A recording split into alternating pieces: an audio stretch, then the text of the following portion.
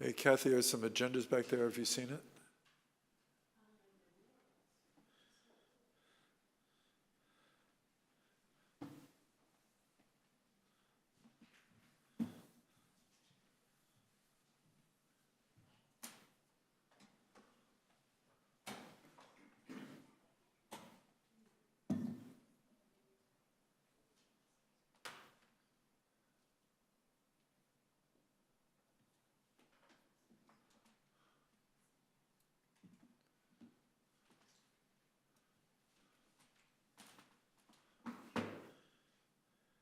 You're listed as the last group to go, but you got kids here, so I'm gonna suggest that you guys go first. What's that? Where it says public comment, but that's. 7 o'clock.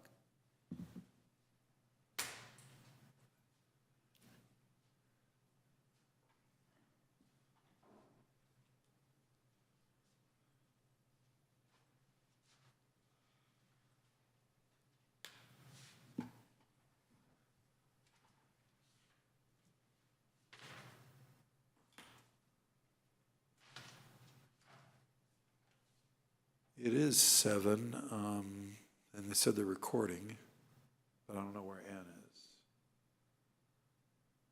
Okay. You're on mute, Ann.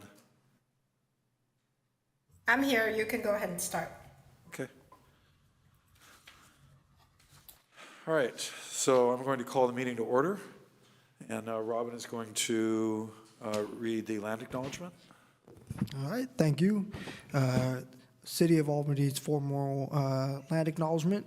The City of Albany recognizes that we occupy the land originally protected by the Confederated Villages of Lishan.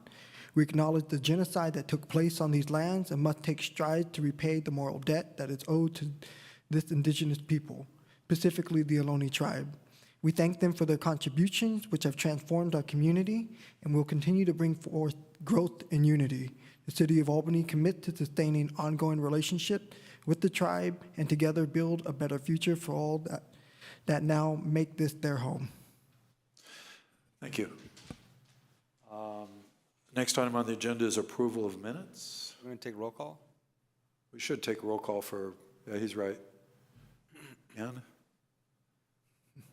Commissioner Garrett Penguillo, Here. Commissioner Lopez, Here. Commissioner Rios, Here. Commissioner Wilmson, Here. and Chair Lindsay. Here. Okay, so the next item is the approval of minutes. Does anybody have any amendments, corrections to the minutes? Can somebody move approval of the minutes? I, Commissioner Lopez, move to approve October 6, 2022 minutes. Need a second? I second. Any opposition? Roll call, please. Commissioner Garrett Penguillo, Yes. Commissioner Lopez, Yes. Commissioner Rios, Yes. Commissioner Wilmson, Yes. and Chair Lindsay. Yes. And the motion passes. So the next item is public comment. I don't think anybody in the audience, unless Peggy, do you have a public comment? Okay. Good evening, Commission and staff.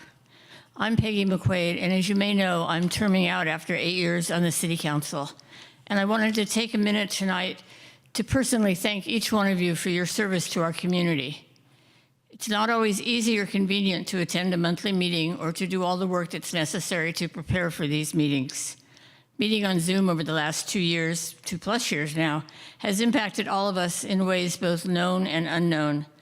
I'm so happy that I'm able to be here tonight to actually see you, and I'm grateful for your perseverance and your patience during this time. This commission has weathered many storms and has been strengthened by your belief that you have a mission to fulfill, speaking up for those who do not always have a voice or who are not always heard. You recently presented to the City Council a comprehensive plan to assist our community members with aging in place. This will have a lasting and positive impact on all of our community for many years to come. So thank you again for your service and all the work you've put into the SEJC. And I wish you every success as you continue to work for social justice in our community and beyond. Thank you. Thank you. Is there anybody who's zooming in wants to speak? Ann?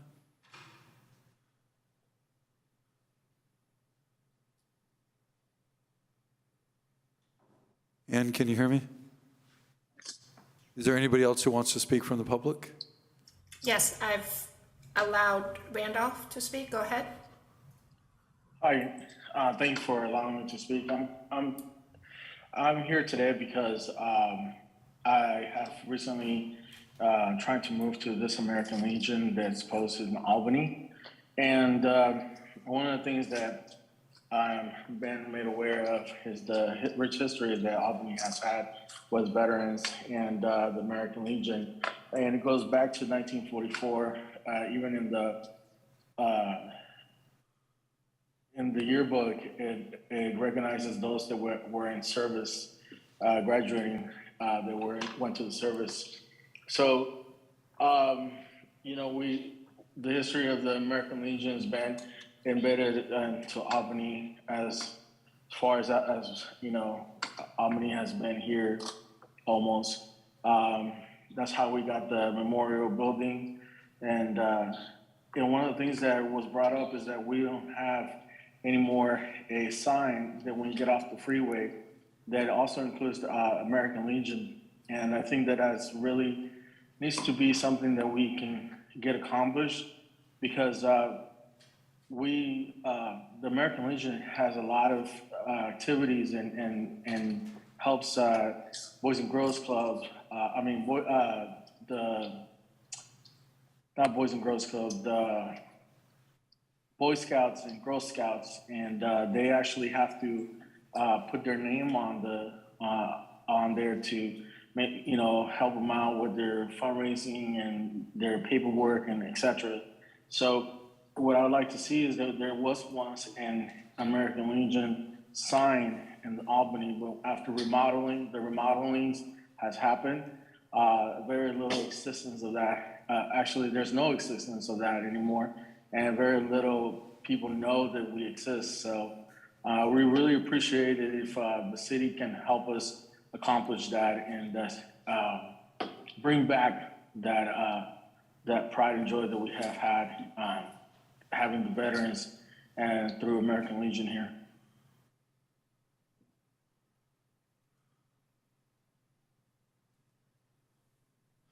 Thank you very much.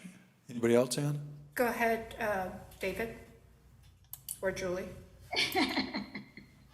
You got it on the second one. Thank you. I just wanted to, I was trying to remember which meeting, recently at a city council, virtually attending a city council meeting, and Commissioner Rios spoke. And I just wanted to say what an amazing presentation she did, and how much I appreciated what she said, how she said it, the way that she represented SEJC. It was just really, it was great. I think it really had an impact. And so I just wanted to thank her for that. And so thank you.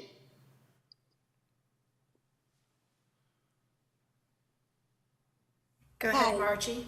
Hi, this is Margie Marks. There was talk last night at the city council meeting about sunsetting the SEJC. I just want to remind the SEJC and some members of the public of some of the issues that have come out of the SEJC that we can thank the SEJC for. And this is stuff that I worked on when I was on the commission. No smoking on Solano. A living wage ordinance, which is really just come into effect right now with the crossing guards. The rent review, we started the rent review in 2006, meeting on that, and didn't see it to fruition until 2017. The sugar sweetened beverage tax came out of the SEJC. The aging in place report came out of the SEJC. A lot of the racial equity work came out of the SEJC. So I just want to remind the public and the commissioners of the value of this body. And I really appreciate the work, and I really want to second what Julie said about Commissioner Rios. I thought you were outstanding, and I was so proud to have you as a member of the commission, standing up there and representing it the way you did. So thank you all for the job you're doing, and I appreciate it. And that's all. Okay. Thank you very much, everybody. We now have announcements. So I do want to say on that issue of the council and the SEJC, that's on our agenda as item 6.1 for discussion relating to recent council action on SEJC. So we may be getting an announcement or something on it, but we're going to discuss it later because we don't want to hold up the parent engagement groups and Berkeley Food Network who are here to do presentation.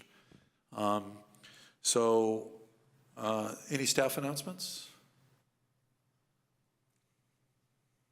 Just a quick one, since we're, the other item is in 6.1, so we're not going to announce anything on that right now, but that all the terms for all the advisory body is ending towards the end of this year.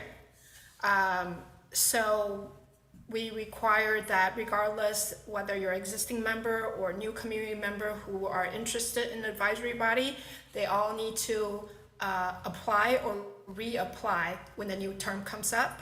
And the existing member per the charter is all members of the commission, boards and committee, task force, and any other similar bodies shall serve for a term lasting until the next general municipal election, except that appointees shall serve for an interim term of up to 45 days after certification of the election until reappointed or replaced, whichever is sooner.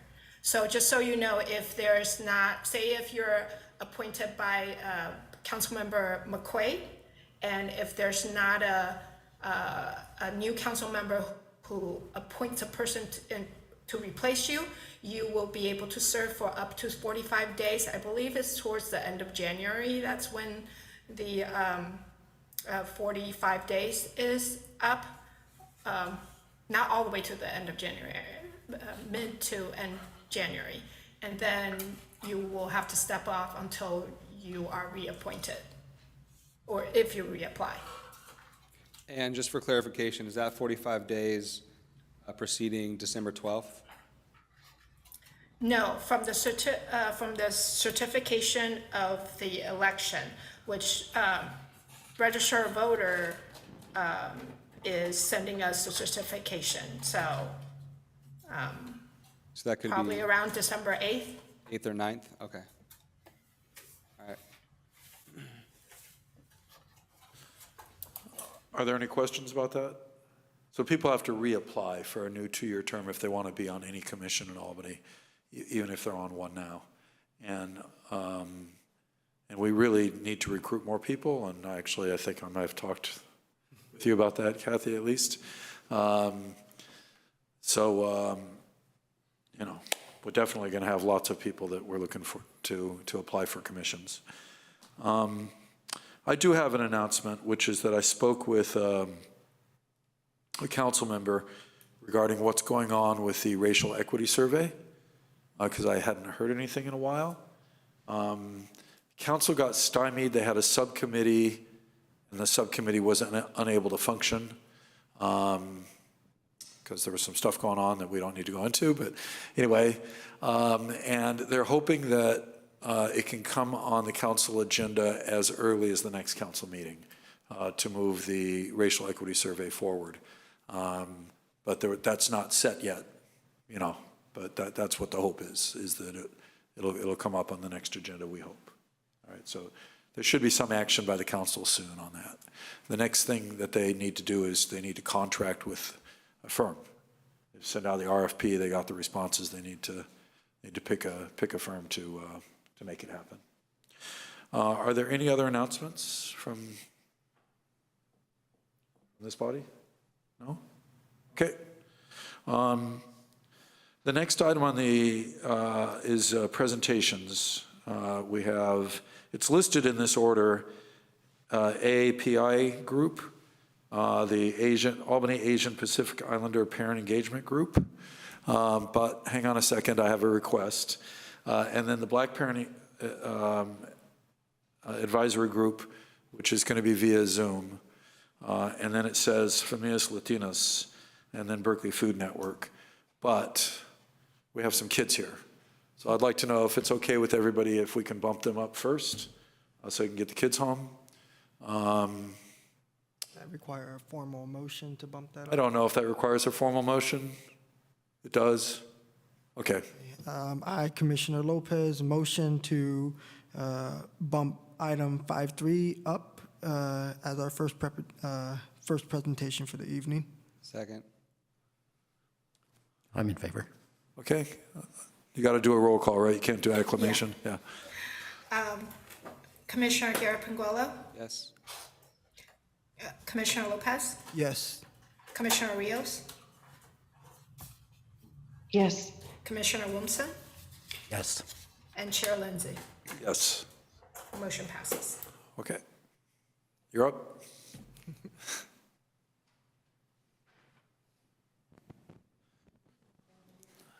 The slides up, or?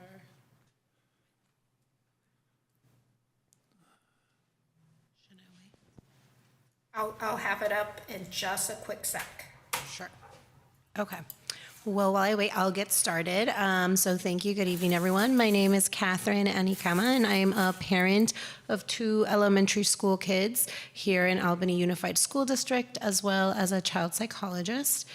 And this year, I have started running Familias Latinas de Albany, which is the parent engagement and advocacy group in Albany Unified School District. Like many of us and many organizations, this group was impacted by COVID, and during that period, we had a lot less activity and connection, like many of us, for many reasons.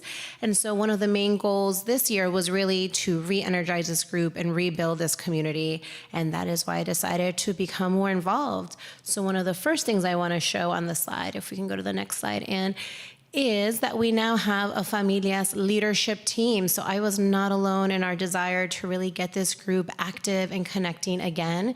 And so I'd like to introduce the rest of the team. We have Israel Figueroa, Randolph Martinez, Annette Mercedes, and Grecia Resendez.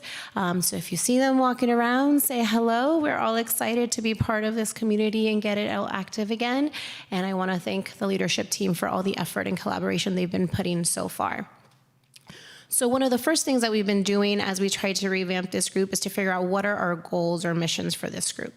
So as you can see on the next slide, we have 3 pretty much big goals that we came up with as we had our first meeting and got the Latinos in the Unified School Districts to me and talk about like what do they want to get out of this group. And the things that came out is, 1, we wanted to build community, especially after the pandemic where everyone's been so disconnected. And we really wanted to have a space, activities, events, and places where we can come together and share our similarities and cultures and just be together with other families. The other goal that came up was to become more visible. So not only did we want to be able to connect with other Latino families in the community, but we also wanted the greater community to know about our existence and have our voices heard and our needs and strengths heard so we can collaborate together for bigger goals throughout the community. And last but not least, all of this is all in line thinking about how we can support our children. So not just through building community and coming together and speaking for them, but also through tangible resources and activities that we can do to support them. So with those goals in mind, I wanted to share some of the accomplishments we've had this year so far.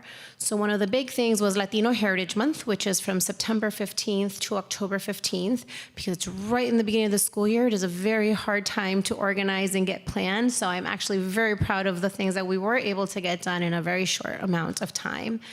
So one of the things as part of being visible and building community is that we wanted the Latino students in our district to see themselves and people that were coming to visit their classrooms. So we actually had parent volunteers from Familias Latinas come into kindergarten, 1st, and 2nd grade classrooms to read a book about Latino Heritage Month. In addition, during those activities, parents also shared some of their own experiences, talked about culture. They did some fun activities having to do with music or art to really get the kids talking and thinking about culture and sharing with one another. Another thing that we did was at Cornell, they have a community time where it's not just all the students from K through 5, as well as parents or other caregivers and community members are able to come during drop-off. And what we did is we invited a Cuban band to come to share a little bit about traditional Cuban music and Cuban culture, and that was open to the whole community as another cultural experience. Another thing that we did is that Cornell has Popsicle Wednesdays. It's one of the ways that the PTA raises some money, and a really fun thing that the kids are always looking forward to. And we decided to see like what's already existing and how do we give it a little twist to honor Latino Heritage Month. So we replaced popsicles with paletas during those weeks to expose children to kind of a parallel and understand, again, being able to see the similarities and differences between different cultures. Then the other thing we did is that throughout this month, with really, really hard work and late nights, we managed to pull off weekly newsletters every week during this month to really share information to the broader entire school district community about terminology. Like, for example, what does it mean when we use the terms like Latino versus Hispanic, to look at statistics to understand like what population of the US, of California, of our school district is Latino, lots of different information. We shared history. We also shared fun things like recipes and events. So again, trying to increase representation and also be able to find and share with people information that they could use and hopefully become more aware and start some conversations. And then we ended Latino Heritage Month on the next slide with our big Celebración Latina. This was the first that I know of that we've had in the Albany Unified School District. It was a huge event. We had food trucks, we had a live band, we had games and different activities that we were doing with the kids. You can see here the kids dancing to the live band and playing games. We also took that, besides the fun, we made sure we gave out prizes that actually highlighted like Latino voices and Latino stories. And we also used it as our first fundraising event. So we gave away raffle tickets and raised approximately $500 that we're hoping to use towards scholarship funds. The other thing we did is right at the beginning of November is Dia de los Muertos. So we took this as an opportunity to help bring our community together, as well as to share with the broader community about what this holiday is. And so we created little ofrenda kits that we gave to each school in the district so that they can start an ofrenda. And many schools have already been starting things throughout the year, so they were able to combine that with what existed. And then we invited members of the community to come and add to the ofrenda. So here you see the different ofrendas at all 5 school sites in the district. Next. Okay, and so thinking about things to come, in December we're having a community holiday potluck, again, to get everyone coming in together. Here's a few lists of some holidays that are coming up that we're hoping to get the community together. We also help plan a Latino or Latinx graduation in June. And then besides just particular holidays or events, we're also just trying to figure out activities to bring the community together. So days at the park. We're also thinking of more fundraising events like loteria nights, selling cookbooks, baked goods, because again, we're going to talk about this a little bit more in the next slide, but thinking about how we can fundraise to support the Latino community. And then workshops and monthly newsletters to share information about what's going on in the district, what our group is doing. We also include resources. For example, our November newsletter included information about where families could go with local food pantries, for mental health support, and things so that we're giving information to the community that might not be able to find that information easily somewhere else. So then our next slide talks about our community needs. So now we're trying to figure out what we want to do for the rest of the year and how do we keep our goals in mind. So one of the things that we heard during our first initial meetings is that parents really want a Spanish after-school program in all of the elementary schools for many reasons. One of it is that Spanish is really a way that we can keep our kids connected to their culture, like their grandparents and great-grandparents, for example. Once you lose the language, it becomes really hard. Language is a really key piece to transmitting culture, and we know that as soon as kids become exposed to a predominantly English-dominant environment, they start to lose that language. So even though they might be speaking Spanish at home, once they enter school and are spending most of the hours of their day in English, they tend to lose the language. And so parents were really invested in asking for, how do we have a Spanish-speaking program for after-school programs for our elementary school students? And that's something that we've been trying to work with the school district staff to see if it's a possibility. One of the biggest things is looking at space and staffing. So that's one thing that we're going to probably be turning to the city to know if they have any ideas for us to be creative about space, because space is something that's hard to find in our school district, but is necessary to be able to have programs like these. The next bullet is understanding what factors are contributing to the academic performance we see in Latinos. So I'm also part of the school district student achievement committee, and in that one of the focus is looking at the achievement gap, so that we're looking at the data for Latinos. We see that they're performing below standards in a greater percentage than other racial or ethnic groups in our district, and wanting to be more curious about why that's happening. And so one of the things that we're hoping to do through the Student Achievement Committee is start running focus groups. So we want to, again, make sure that we're going back to the community to hear from them what is making this hard, what are the barriers and what are their needs and how we can support them. And so one of these focus groups is going to be working particularly with Familias Latinas, so we can talk to our Latino families to see what ways we can help. And so the hope is that once we do these focus groups and work with the student in collaboration with the Student Achievement Committee, the next bullet is really then translating that into tangible resources. So how do we get resources and supports to address this achievement gap and hopefully reduce and, in an ideal world, eliminate it? And then the last bullet, one of the things that we're really thinking about goes back to fundraising. So we need donations to support scholarships. And the scholarships we use and the way we're thinking about it is very broadly. So one of the things is just to support families in need. So while about close to 20% of the Latino of the Albany Unified School District population is Latino, about a third of them, we would say, falls under the category of socially, economically disadvantaged. And so some of these families, I've already had parents email me saying that they're having trouble with housing, with food, their kid's on a sports team, and how is my kid gonna get to the game or do these things or buy the equipment because they can't afford it. So part of it is having to be able to, how do we meet those needs? And if you can get the other bullets coming up after the donations, thank you. So the support families in needs. We also want to make opportunities accessible. So for kids who need extra resources, like if they want tutoring or if they see a cool camp, a cool workshop, something that's going to expose them to a new skill, a new interest, we want to be able to support that, and oftentimes finances get in the way of those things being accessible. So that's another way that we would want to try to use those scholarship funds. And then lastly, we want to also be able to grant and award scholarship funds to our graduating seniors at the end of the year. So those are some of the goals we're having, and we're trying to plan activities to do that. And in the meantime, I want to take this opportunity to also say thank you, because we've already had some businesses in Albany provide donations, for example, for Celebración Latina. So 5 Tacos and Beers, Gordos, As You Wish, Juanita and Maud, and the Solano Business Association all gave donations. So we were able to use those gift cards when we were doing the raffles and things like that. And that is what helped us start our funding for this year. So I know we only had a couple of minutes. I'm going to end right there. Thank you for all your time, and I hope we can continue to collaborate throughout the year. Thank you, but stay there because people may have comments or questions for you, okay? Sure. Questions, comments? Go ahead, Jeremiah. Go ahead. How do we get in contact with you, or how do you stay in contact with the SEJC?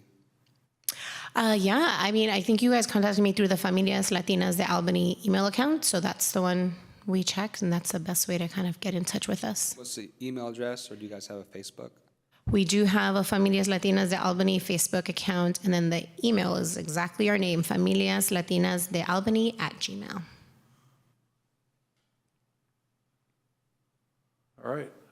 Yes, Robin? Yeah, and I just wanted to make a quick comment that the presence of your organization does wonders.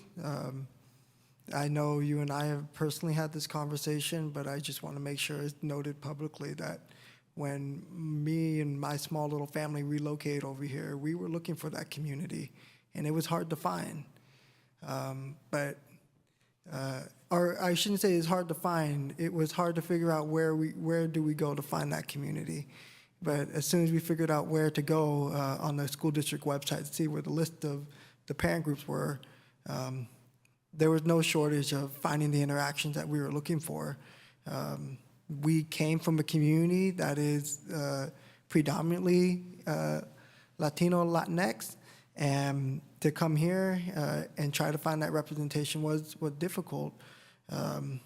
But something I have not shared with you before, and I just want to make sure this is publicly noted, is that because of the presence of your organization and the people and the effort that you put forth, it allowed my 12-year-old to be more confident in who they are and their identity and speaking up for themselves, when they were on the receiving end of disparaging remarks because of their cultural identity. And so, and I say that and I attribute that to your organization, your presence, because after that celebration that you had at Albany Middle School, we noticed a slight change in how they spoke up for themselves when we were hearing about things on campus. And it allowed me to be able to have a very frank conversation with the principal to have all the issues resolved in a very meaningful way. But I just want to make sure that's acknowledged, and I want to make sure you hear that from me, because I know what it feels like to be in organizing space. Sometimes we don't always see the fruits of our labor or hear about it, but I want to make sure you hear that largely because of you and other folks who are organizing, it allowed my child to be able to stand up for themselves and speak their truth. Thank you. Thank you for sharing. That's great. Carl? Yeah, I don't have any questions, but I just want to thank you for the work that you're doing and say that I especially appreciated your comments and work on Spanish language skills for the kids. That, as you noted, that's really important for transmission of culture, so I appreciate that. Thank you. Elizabeth? I wanted to mention that this is an inaugural invitation and to recognize that there are many organizations that we hope to continue to bring to the SEJC so that it brings light to the great work and traditions that Albany upholds in a meaningful way with its residents. And I hope that this is the beginning of building a very strong pipeline to civil service, to education, to STEM, and to artistic careers that are available here at Albany. And thank you so much for encouraging these students to come and be part of Albany.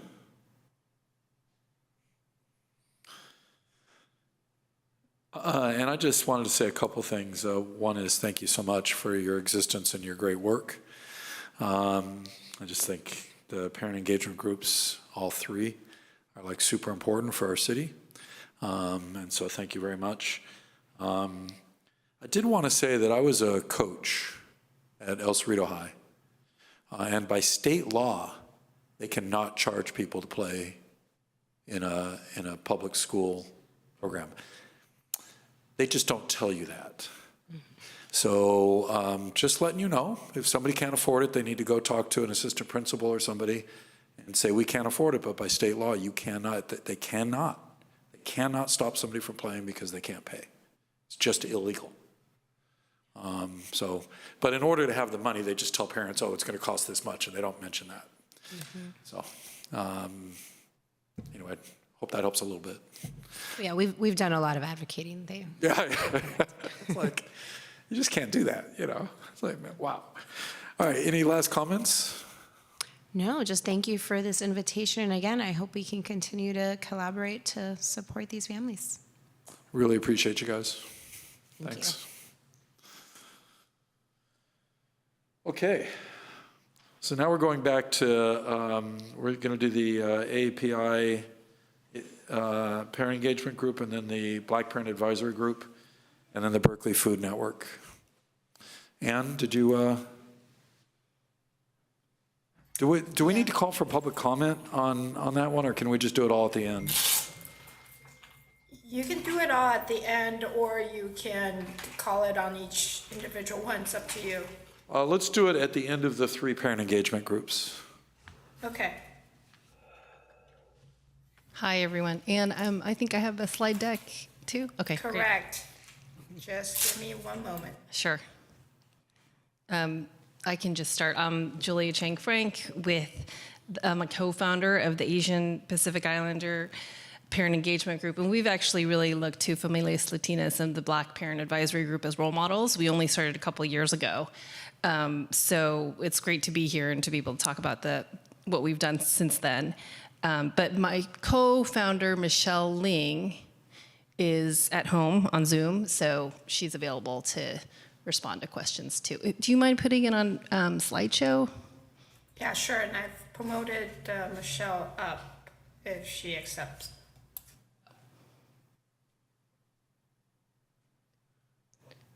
Thanks. Okay, so the next slide. So as you may know, API communities are not a monolith, and we have now over about 120 members, but with many varied cultural backgrounds and languages. So we really encourage members to share their cultural traditions, and we really do our best to represent the collective interests of our group.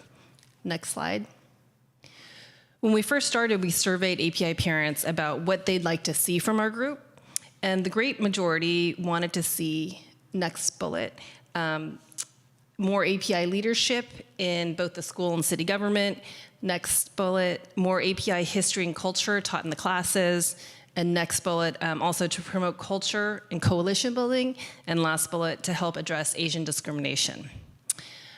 Next slide. One of our first events was a rally against anti-Asian hate. And this is where that was really coming up as a sort of awareness within the larger community.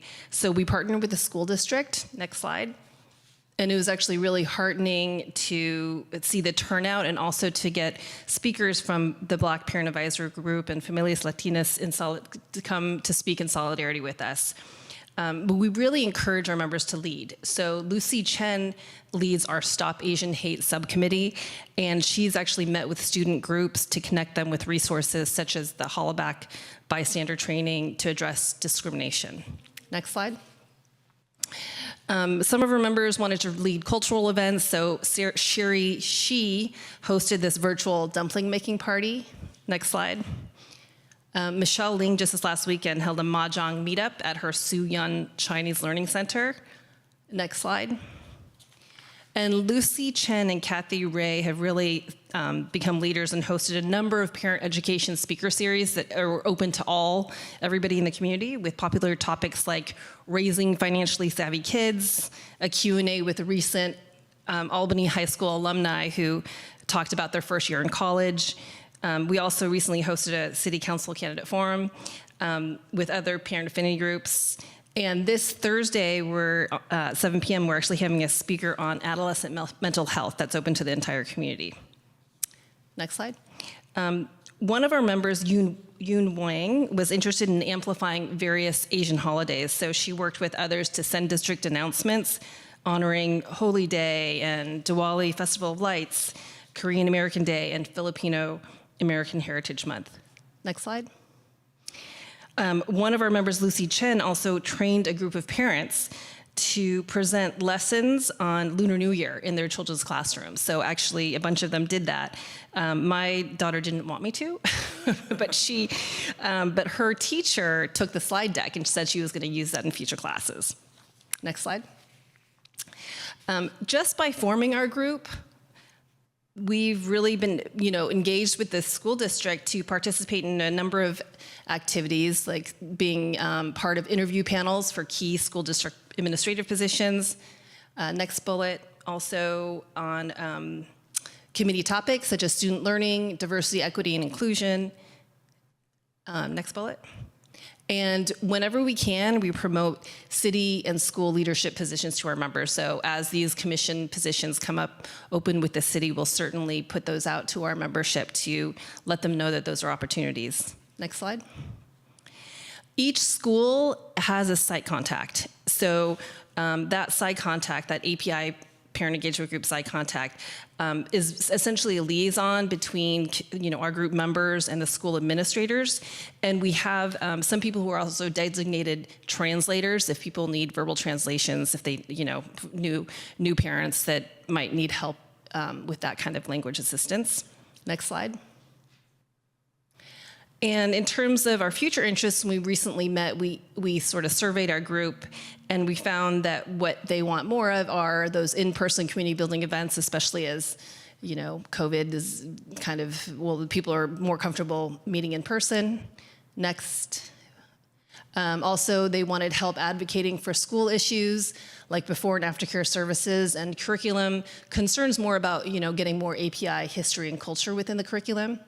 Next.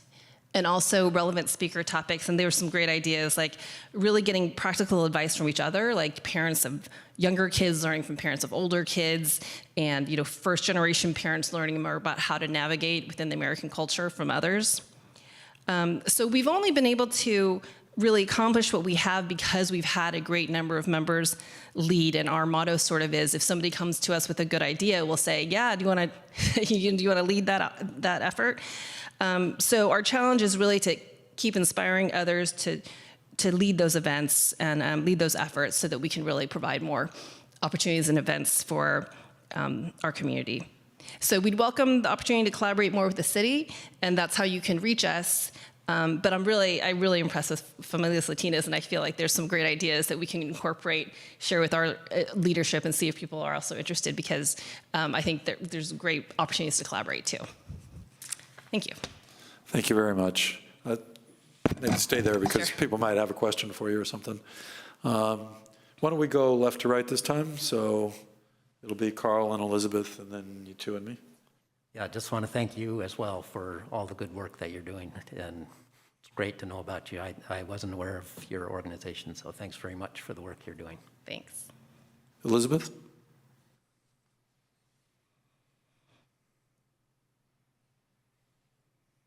I also wanted to echo the sentiments of thanks and appreciation. Yeah, me too. And I guess I'll just carbon copy everyone's thanks and appreciation, but also, just so far hearing from the two first parent groups, and also excited to hear from next parent group presenter. It does make me consider a suggestion that maybe we find a way to support a form of cultural speaker series within the community. See if there's a way for Board of Education to also help support this. I think there's a lot that can come out of that.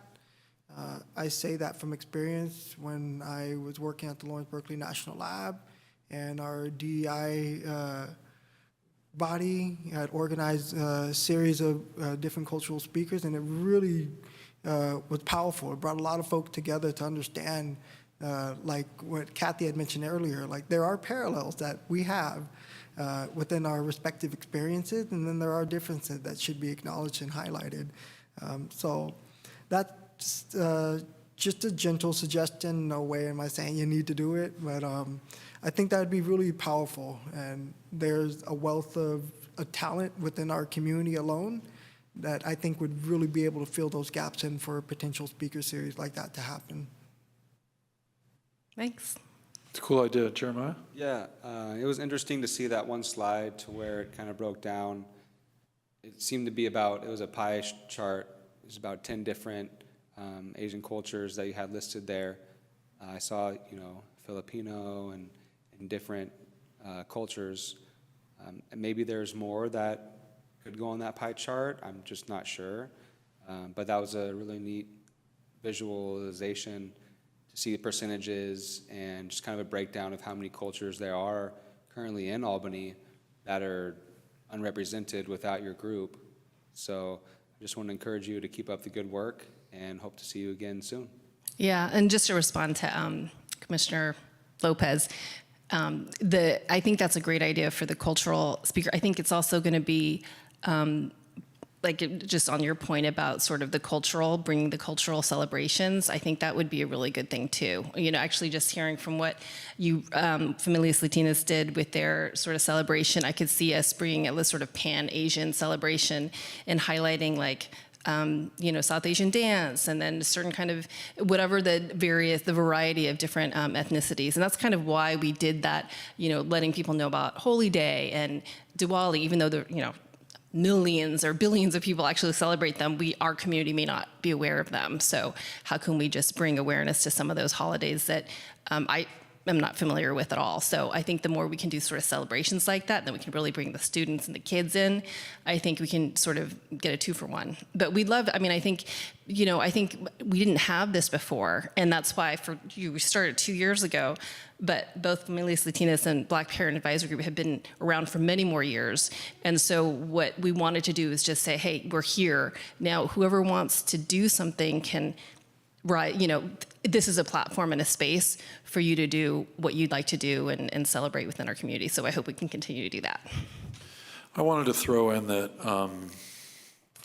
I think our city can do and should and must do more to recognize other cultures in our city, like, you know, Dia los Muertos or Latino Heritage Month or whatever it is, and not just with words, but with publicity, like putting up banners on Solano, with maybe just a small amount of funding would go a long way. You know, there's certainly the newsletter. The newsletter's kind of long, so it, you know, that kind of stuff maybe could be towards the top instead of towards the bottom if it's, you know, where people will see it. And I think that there's you know, small things like that that people would really appreciate. It would be meaningful, and it would help the whole community become more knowledgeable about the parent engagement groups and about Latinos and Asians and Black folk in our city. This also, having you here, was intended to let people more, you know about you guys too. So hopefully we can just upgrade that some more. Yeah, thank you. Thanks for the opportunity. Yeah, thank you for coming. Okay, the next one we have is the Black Parent Advisory Group. And that's going to be via Zoom. I promoted Linda up, and let me get these slides up.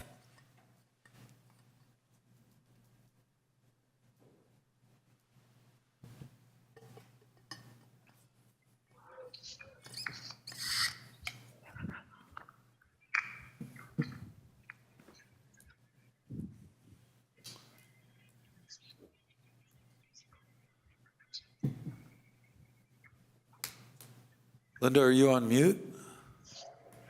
No, I'm here. Okay. Whenever you're ready, the slide is up. Okay, thank you. Good evening, everyone. And thank you for having me here. As you can see, I am outdoors. My daughter's soccer game just ended. And I'm walking to my car. So I'm a little flustered, but I'll go on. I am Linda Williams. I am a parent of a sophomore at Albany High School, and I'm also the president of the Black Parent Advisory Group. And in addition to that, I am a district employee and a member of a couple of other parent committees for the district, including the Student Achievement Committee. Next slide. So the Black Parent Advisory Group started in 2014 out of the need and the desire to build community and to support our students. And so we started this group really out of, like I said, the need for community and support for our students.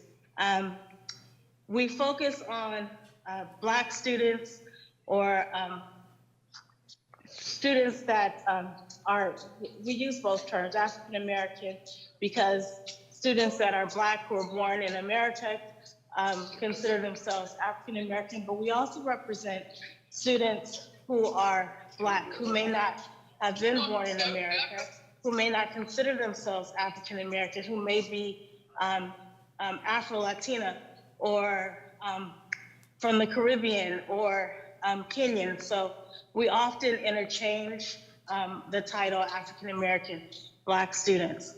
And so although we support African American Black students, we are also open and support all students in Albany. Next slide, please. So our purpose, as I said, was to engage the Black African American parents in Albany, or parents of Black African American students in Albany.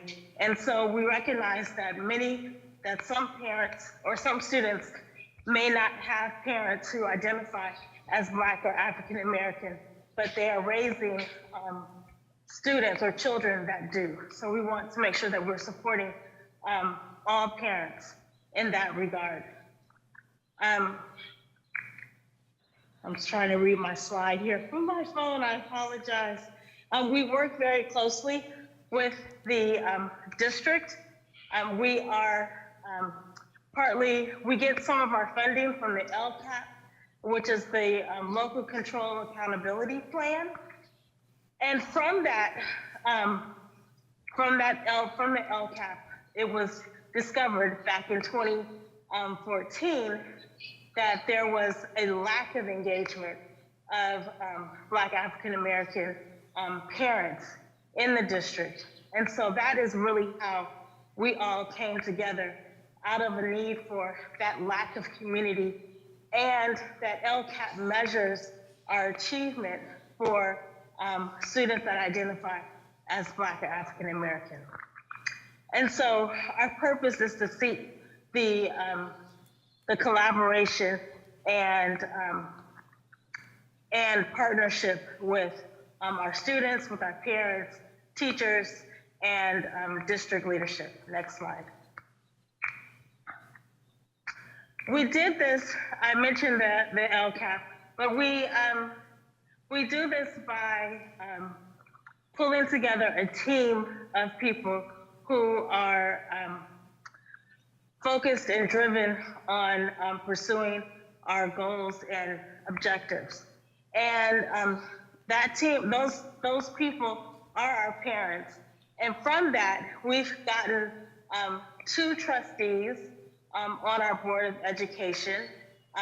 We have been in existence, like I said, since 2014, so we have a strong representation of parent leaders on our committee. We have been a part of hiring panels. Our members have been a part of several committees throughout the school district, and volunteer and support our students in schools in any way that they can. Next slide, please.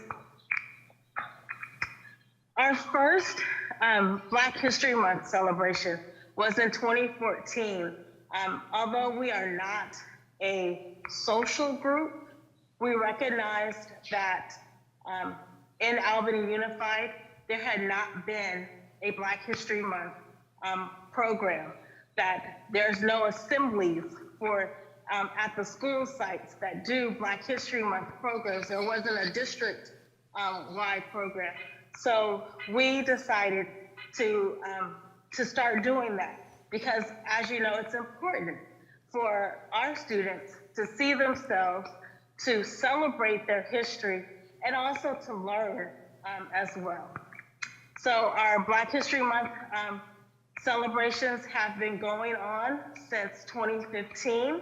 We've had one virtual program, and the city of Albany helped us tremendously to put that event on, and it was done through Zoom, and very, very professionally done. We had promotion from the newsletter that the city puts out, flyers and posters throughout the community. So we really appreciated the city of Albany stepping up and stepping in when we needed support in that manner. The second year of the pandemic, in February, we were outdoors in the courtyard at Albany Middle School, and again, it was just about bringing the community together. We had music, we had spoken word, and we had food, and it was just that, like I said, that opportunity for us to come together because we hadn't been together in quite a while. Next slide, please. So in 2016, we did this survey, and I included this in the presentation because as I was going through our historical information for BPAG, I came across an old slide that we had, and it struck me that In 2016, these are the priorities that our parents identified, and they're still the priorities that our parents identify that our students need in Albany. So achievement in math and science. African American Black students are still lower than any other group in math and in English in Albany Unified. Despite being a small district, and despite that our numbers, our population of students is probably among the lowest of populations in the district, we are still the ones that have the lowest test scores. The suspension and expulsion rate has gone down in the district, but that is partly due because of state regulations and rules. Our site leaders have taken tremendous steps to make sure that we are providing equitable discipline and outcomes for our students. Next slide, please.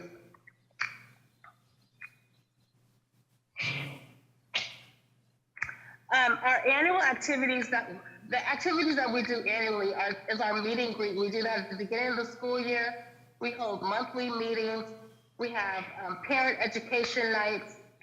That's where we may not bring in cultural speakers every time, but we definitely bring in speakers who look like us and who can relate to what we're going through with our students educationally, socially. We've had it was a series of math workshops that we did for our students a few years ago. We've had speakers that came to talk to us about emotional intelligence. We just had a parent night where we talked about social emotional learning. We also, every December, have a Kwanzaa celebration, and then again, our Black History Month celebration. Next slide, please. Oh, that's it. So I want to thank you for your time. This is our email address, ausdbpag@gmail.com. I didn't mention that we also have a scholarship where we give a scholarship to a graduating senior every year. The amount of that scholarship has varied between $500 to $750 each year, and we try to give it to at least 2 students every year. Donations for our scholarship fund are made through PayPal, and I can make sure that I send that link to Jim to publish or to share with you all in case you're interested in sharing. We also support our BSU at the high school, the Black Student Union, and our Black Affinity Group at the middle school by providing resources that they may need, food, or if they are looking for funding for a fundraiser, we help them out with that as well. So that is all I have for you. Thank you so much for enduring my rushed speech and me standing out here outside with all the noise going on. Well, that's very dedicated of you. Thank you so much. So let's go right to left this time. So Jeremiah. Yeah, thank you for your presentation. You know, I was just going to mention, we had a presentation a while back with the COSAS. I don't know if you're familiar with the Committee for South African Solidarity, but I was just going to suggest maybe I can have them reach out to you, or you can reach out to them. They sponsor a lot of programs. I mean, they're the Committee for South African Solidarity, and so that may be something to work with because they offer some scholarships and some sort of funding like that. So I'll send you an email with their contact. But thank you. Thank you. Yeah, thank you for presenting. It's good to see you. Good to see you too. I just want to also extend my thanks and gratitude for your presence, and I do not, in the least bit, mind any of the lights in the background of your video. It makes it gives the impression that it's very festive. I'm gonna tell myself those are holiday lights. But I also just want to applaud you and everyone else within your specific parent group, because it is not easy getting work done, and I've seen it in other communities where it's really hard to galvanize people around to make things happen, not because people don't want to see it happen, but because many of us have a lot of tasks already at hand. And speaking as someone who also identifies as a person of color in the general and broad context, when we live in skin color that's darker than most, there's other things we're worrying about, particularly our safety and our children's safety.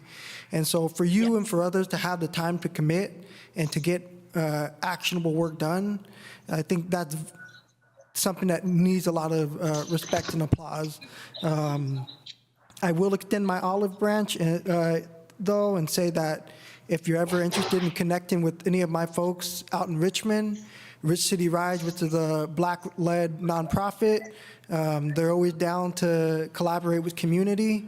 They're going to be starting up youth fellowship opportunities, and I think there's room for opportunity there between both our neighboring communities. I think sometimes folks forget that Richmond and Albany share a border, but also extending that olive branch because several of my friends helped organize the Juneteenth celebration in Richmond. And I think there's something to be said there that maybe that's something we could also try to bring at a different scale in Albany for the sake of not just visibility, but for awareness and acknowledging that there's certain experiences that other folks of color don't quite understand.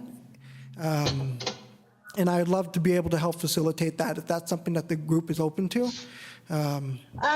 Yeah, definitely. We would be open to that. The city of Albany has sponsored a Juneteenth festival for the past 2 years now, and we've worked with the city of Albany to help provide parent volunteers and student performers, and just helped where we could with organizing the program. All right. Elizabeth? So I want to start by saying thank you to all of the groups that were here.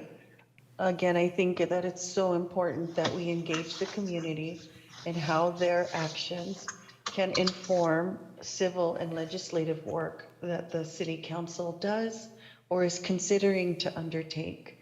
And so by acknowledging the unique circumstances that affect each of our communities, that facilitates, for me at least, identifying and defining what social and economic justice means.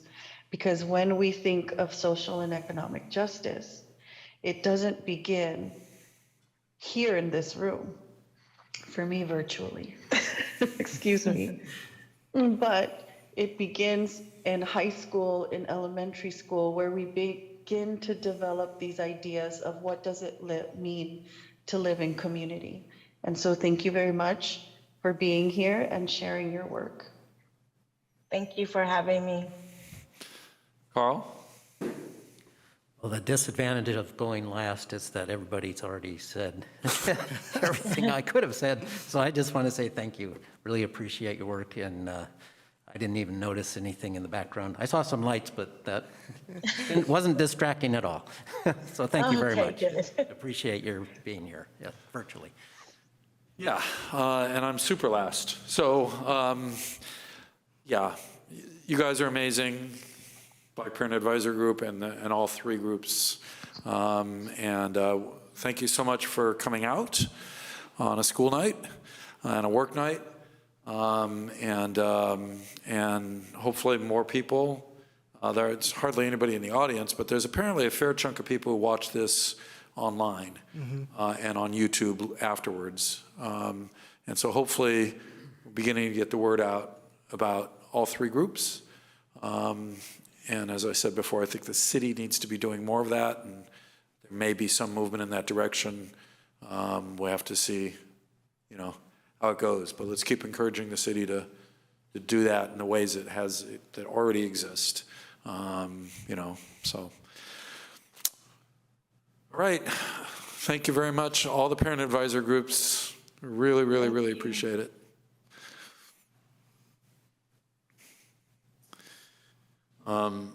So does anybody have any last things you want to say before we wrap up the parent advisor group part? Kathy? There's a public comment. Oh, public comment, right. Thank you very much. There's none in the room, so it would be just online. This is Margie Marks. Can you hear me? Yes. Okay. I wanted to thank these parents that came and did this presentation. I am extremely impressed and grateful that they're doing this work in our city. Last year, the Pride Parents Group arranged to chalk the rainbow flag on the street near the high school and near Cornell School, and it was beautiful. And when I saw that, I thought, well, if I were, gay or lesbian student coming to school and saw that, I would feel so great that my community did this. Now there's going to be a permanent rainbow flag painted on one of the streets near this, I think, Cornell School. What I would like to see is a Black Lives Matter sign somewhere in the city, on city property, if not chalked across the street somewhere, or a sign that says, "Si puede." I mean, I think, I loved having gay and lesbian students feel welcome in this community, but we have other minority or unappreciated students who go to school here. And I would like to see them recognized and feel when they went to school. If I were Spanish speaking and I saw a really beautiful "Si se puede" on my way to school, that would be a great sign for me, a great encouragement for me. So it's already going on. Like I said, the rainbow flag is going to be painted, and I love that, and I think it's wonderful. But I would really like, maybe it would be a project the SEJC could take on. I would be willing to contribute money. I don't know how they're paying for the one that the rainbow flag, but I would contribute money or time, labor to make this happen. Since we're talking about students in our community, I just want to once again bring up an incident that occurred here. There was a Black child that was chased through the streets of Albany, thought she was going to be killed. She ended up in Memorial Park. The police were called. There was an action that was taken that a lot of us don't think was appropriate. And if there was ever a not in my town moment for me, this was it. I brought it up in several meetings. I know that there was a meeting between the police chief, a parent, and the child. I haven't talked to the parent after that meeting. It just took place, I think, last week. But that took place here in Albany, and that's not acceptable. And, I would just like more recognition of that from the community. And I would like all of our groups to be recognized in the school, not just the rainbow flag. Thank you.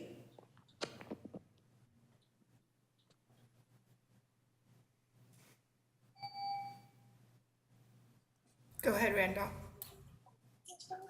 Hi, I just wanted to, hi, can you hear me now? Yes. Okay. I just want to say thank you to Kathy for going there and for everything that she's done for our community, organizing us, and being our ambassador, Also, all the parents that have spoken tonight. I think that it's really important to show our children that community means everyone, but at the same time, there's difference. I think highlighting all the groups that came here today, that we're doing it on a larger scale in Albany so our children can see, I think it's going to be very important, and it's going to speak volume, you know, also including the LGBT community. I think together, I didn't catch her name, but she said, if there ever is a not in my town moment, we all come together, you know? And I appreciate also all the council members who have said that the city can do more, and I agree. I like to echo that sentiment, that statement. It's powerful to hear from the city.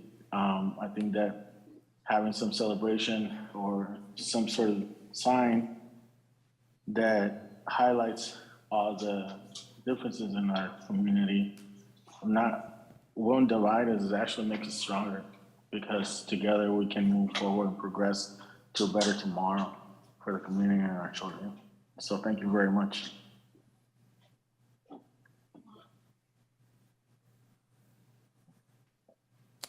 Thank you. Go ahead, Julie. Hi, good guest.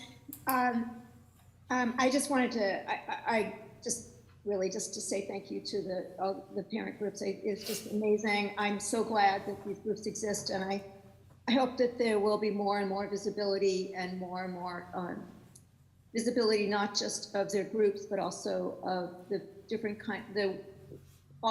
the ways that our community looks and sounds and is and believes, and much more highlighting of that. And I see more acknowledgement of different holidays. I think that would be fantastic. I'm really tired of Santa on Solano, and that seems to be the only holiday that Albany celebrates. So, and I also reiterate what Margie said about the incident with the young girl.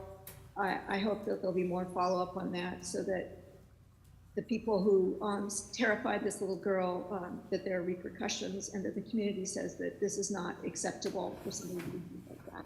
Thank you.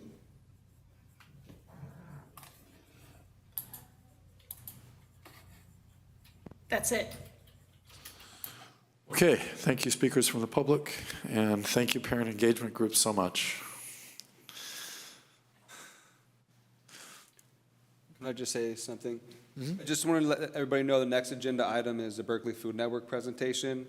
It's regarding food banks. So if you're interested to stay for the next presentation, you'll learn a lot about food resources. Or you can catch it on YouTube later if you like. Yeah.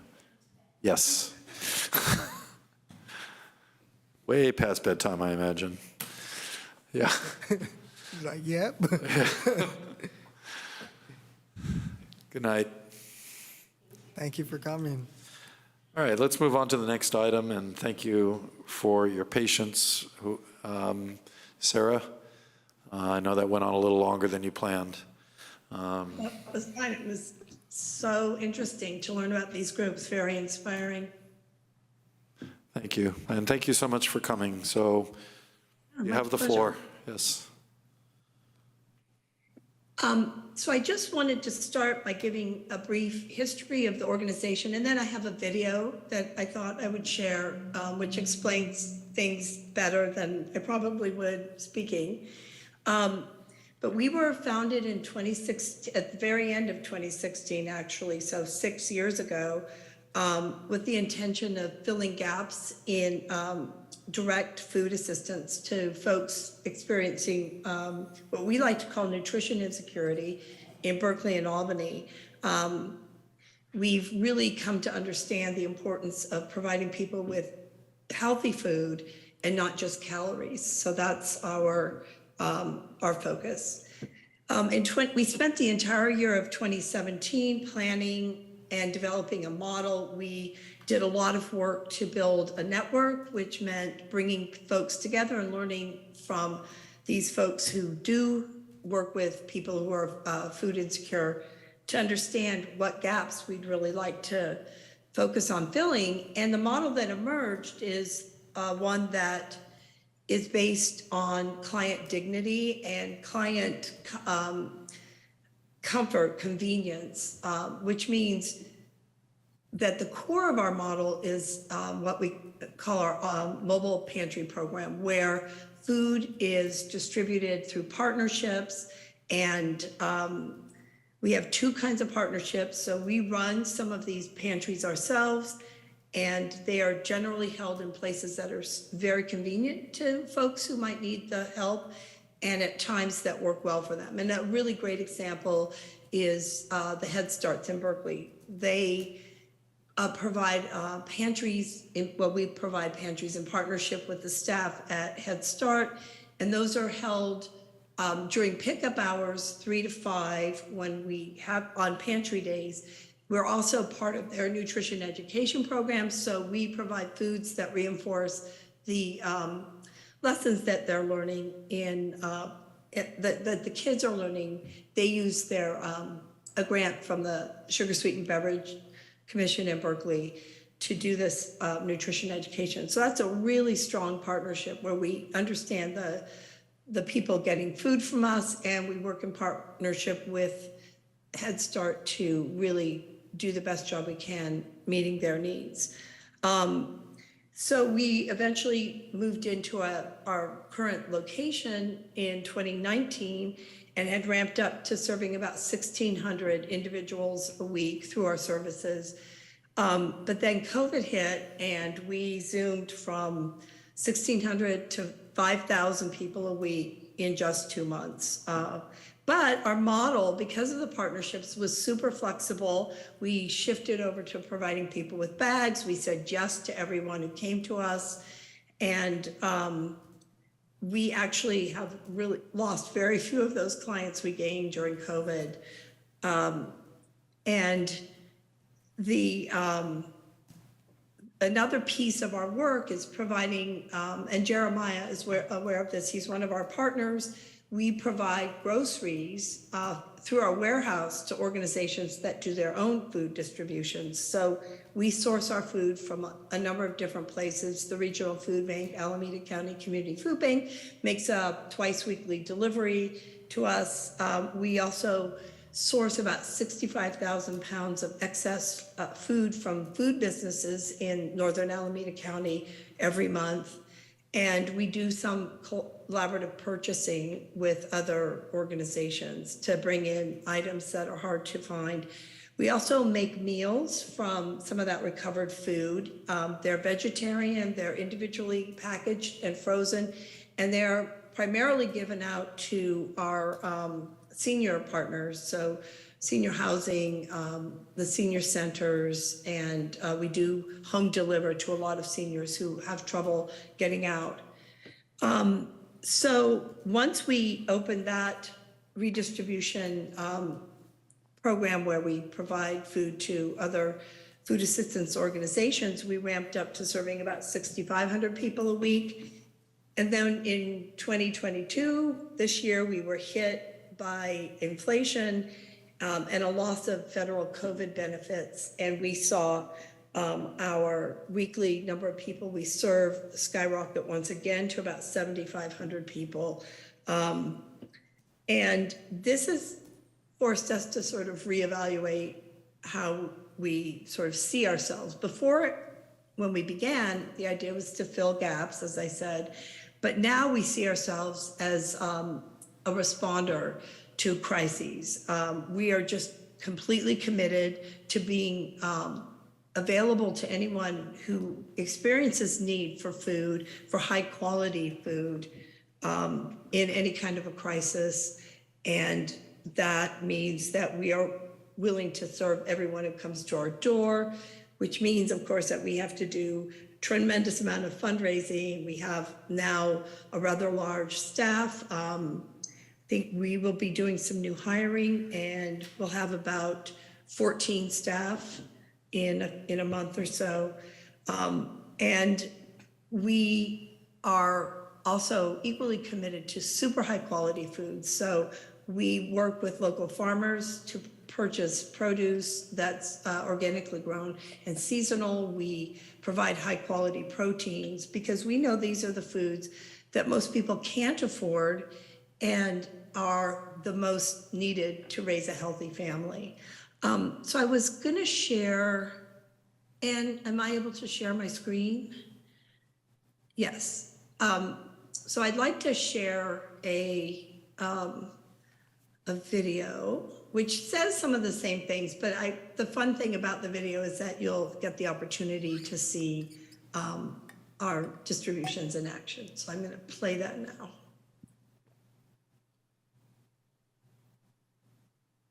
Berkeley Food Network partners with a range of organizations to distribute our food. This ensures that all food insecure members of our community are being served. These partnerships are the core of our model. When we first founded the Berkeley Food Network, we had come to understand that very many people can't attend a typical pantry distribution. The hours are often very limited. So a mobile pantry that comes to where people already are is one way to solve that problem. Our mobile pantry distributions are done in a client choice style, which is like a farmer's market where the food is laid out for all our clients to select. It reduces waste and it's more dignified because it allows clients to select only the foods that work best for them. For instance, we work with seniors at their housing. We bring food to where they live. They help us determine what foods work best for them. They're in a very comfortable space.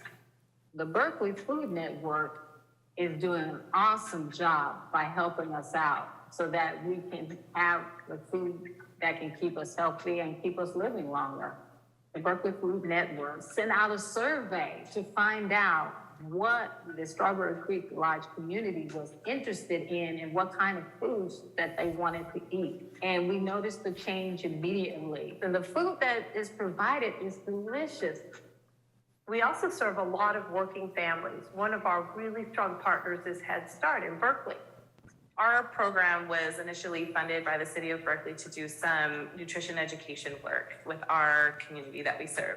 Partnership with Berkeley Food Network was a no-brainer. It would complement the work that we were doing as far as bringing actual healthy food for our families and children to take home.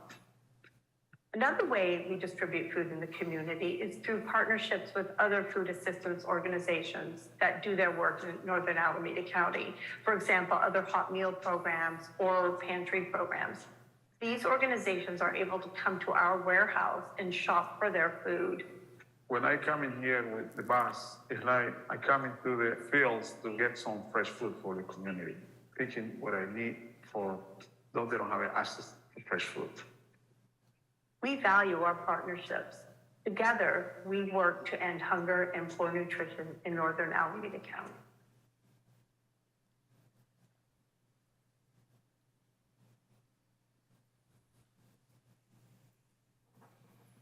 And then I also wanted to say that we are really happy to be doing several distributions in Albany. We've been working with University Village from the beginning. That's a very large distribution. The need was extremely high during COVID. And we have an amazing distribution at Albany High School right now that we love. We're working with parents in Albany, and we occasionally have students volunteering for us. It's a very popular pantry. Jeremiah has his distribution. So we are really love our partnership with Albany.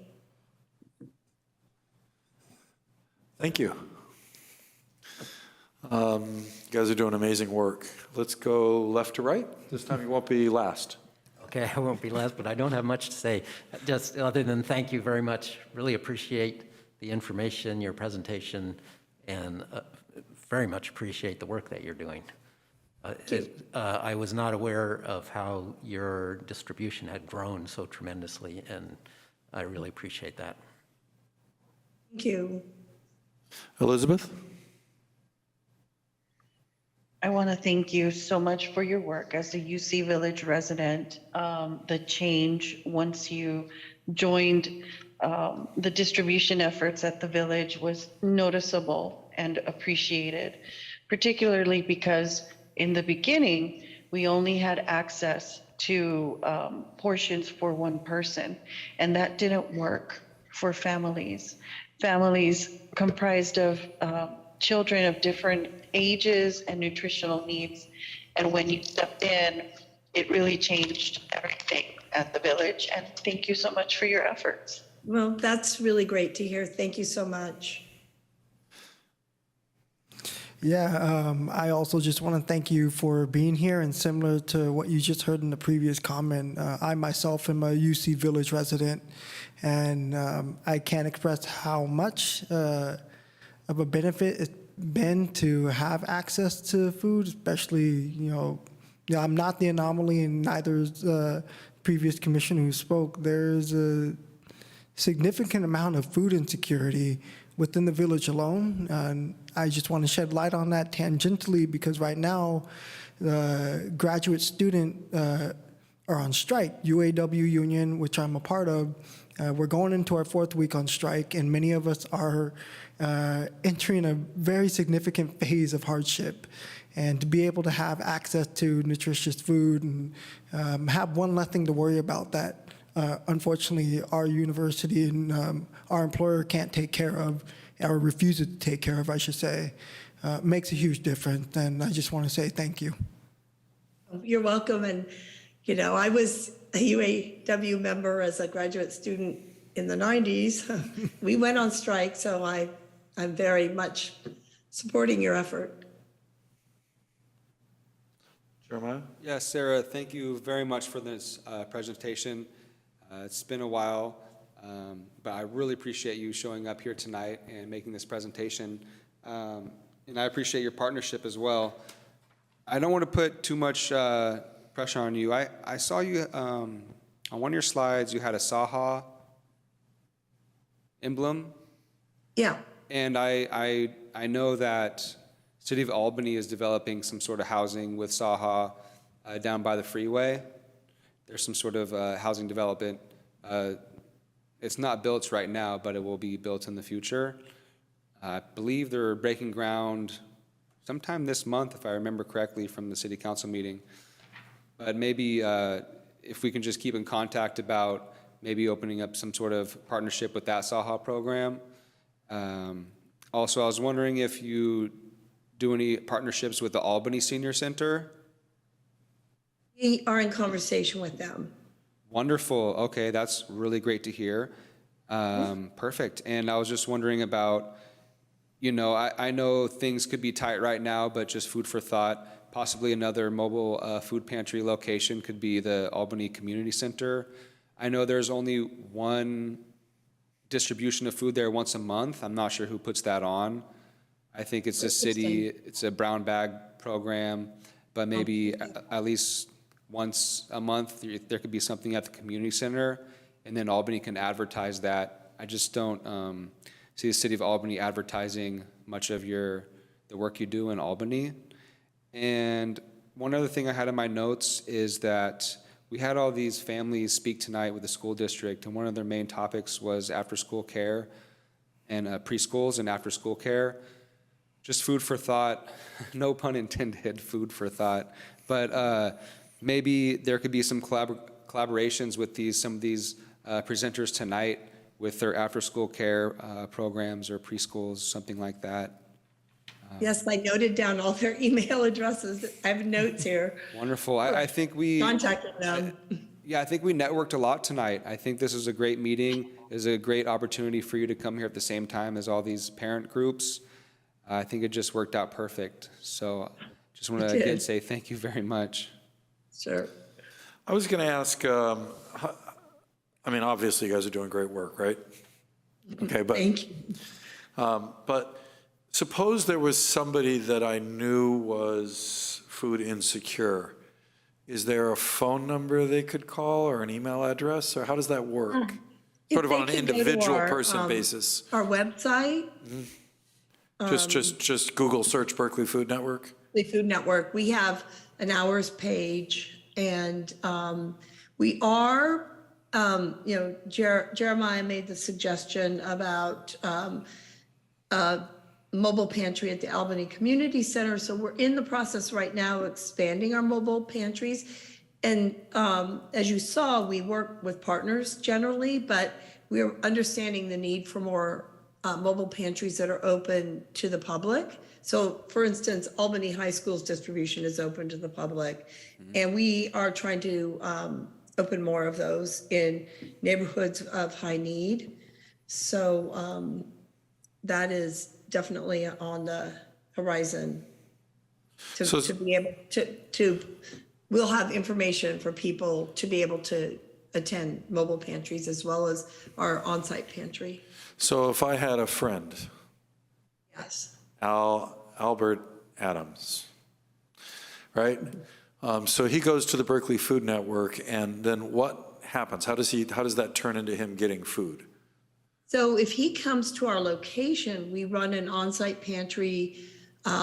Say at Albany High or something. So he goes to the Yeah. website, finds out when you're going to next be at Albany High, and just goes there and picks up some stuff. Yeah, or he could come to our location at our warehouse. Oh. And we have a pantry that operates Monday through Thursday from 10 to 2, and then we're open Monday, Wednesday evenings from 5 to 6:30, and on Saturdays from 10 to 2. So that's all on our website. People can just show up there and get some food if they need some food. Yeah. Okay. Yeah. Great. So let's move on to the public. I have one last thing. Oh, sorry, go ahead. That's okay. So you said you may be seeking funding.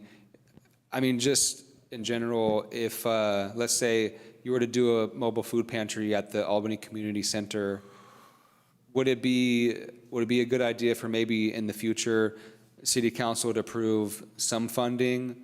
I mean, whether it be $500, $1,000, some sort of funding to help bring food to Albany. Would you guys be open to accepting some sort of? We're always open to accepting funding, but we don't require it ever. Like we fundraise amongst community members and foundations and so on.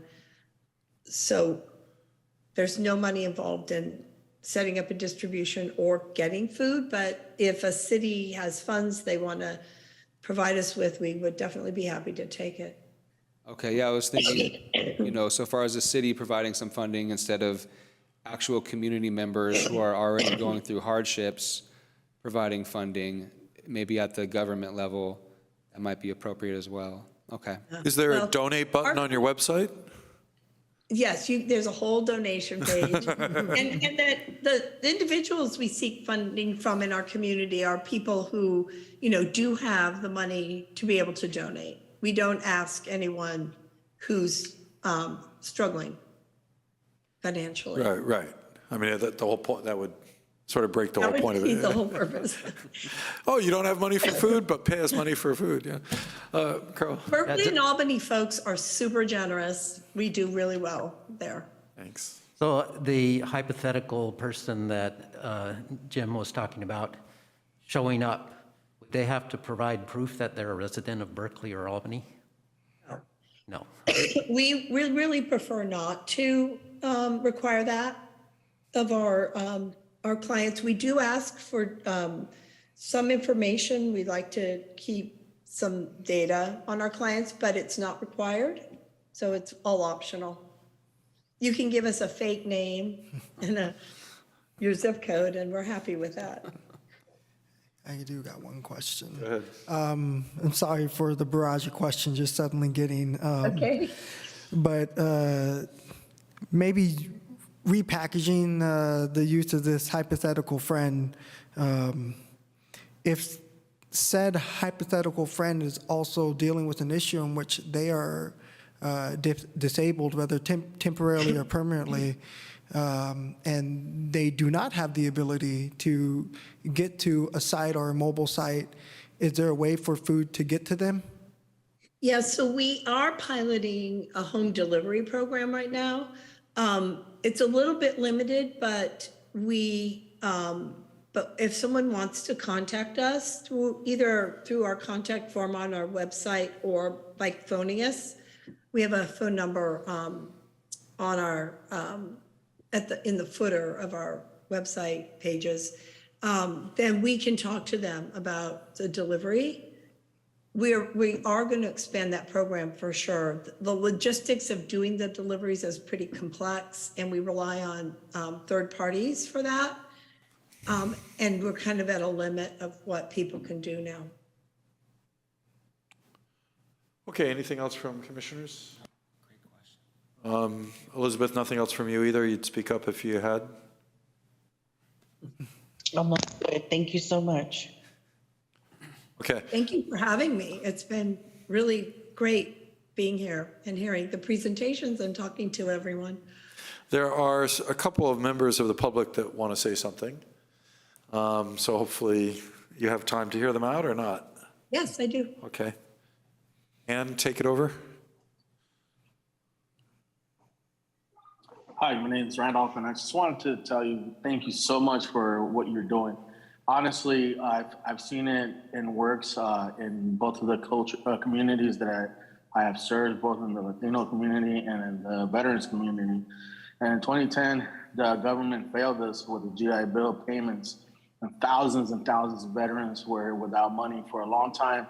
And community and services like yours is where you saw like 20 years old, 23 years old showing up at your centers because they were living out of their cars and they didn't have one single penny, and they had to either live in the car, be in the couch, or gather somehow to eat. And your organizations like yours served veterans as from 9/11 veterans, and I really appreciate that. You helped us a lot, and the Latino community in 2008, I know personally, with the recession, Yeah. It's crazy how we're back again in 2022 talking about a hardship, right? But in 2008, the same thing happened where I witnessed it from the community, how bad it was. And, your mobile, I used to work for Contra Costa Senior Legal Services, and mobile food banks came to behind, where we were at. And I can't tell you how impactful I've seen kids with their parents. When you see a child's, I have kids of my own, and when you see a child being there and helping your parent out, grab the food, God bless you. I mean, Thank you. thank you. Yeah, well, it's my honor to be doing this work.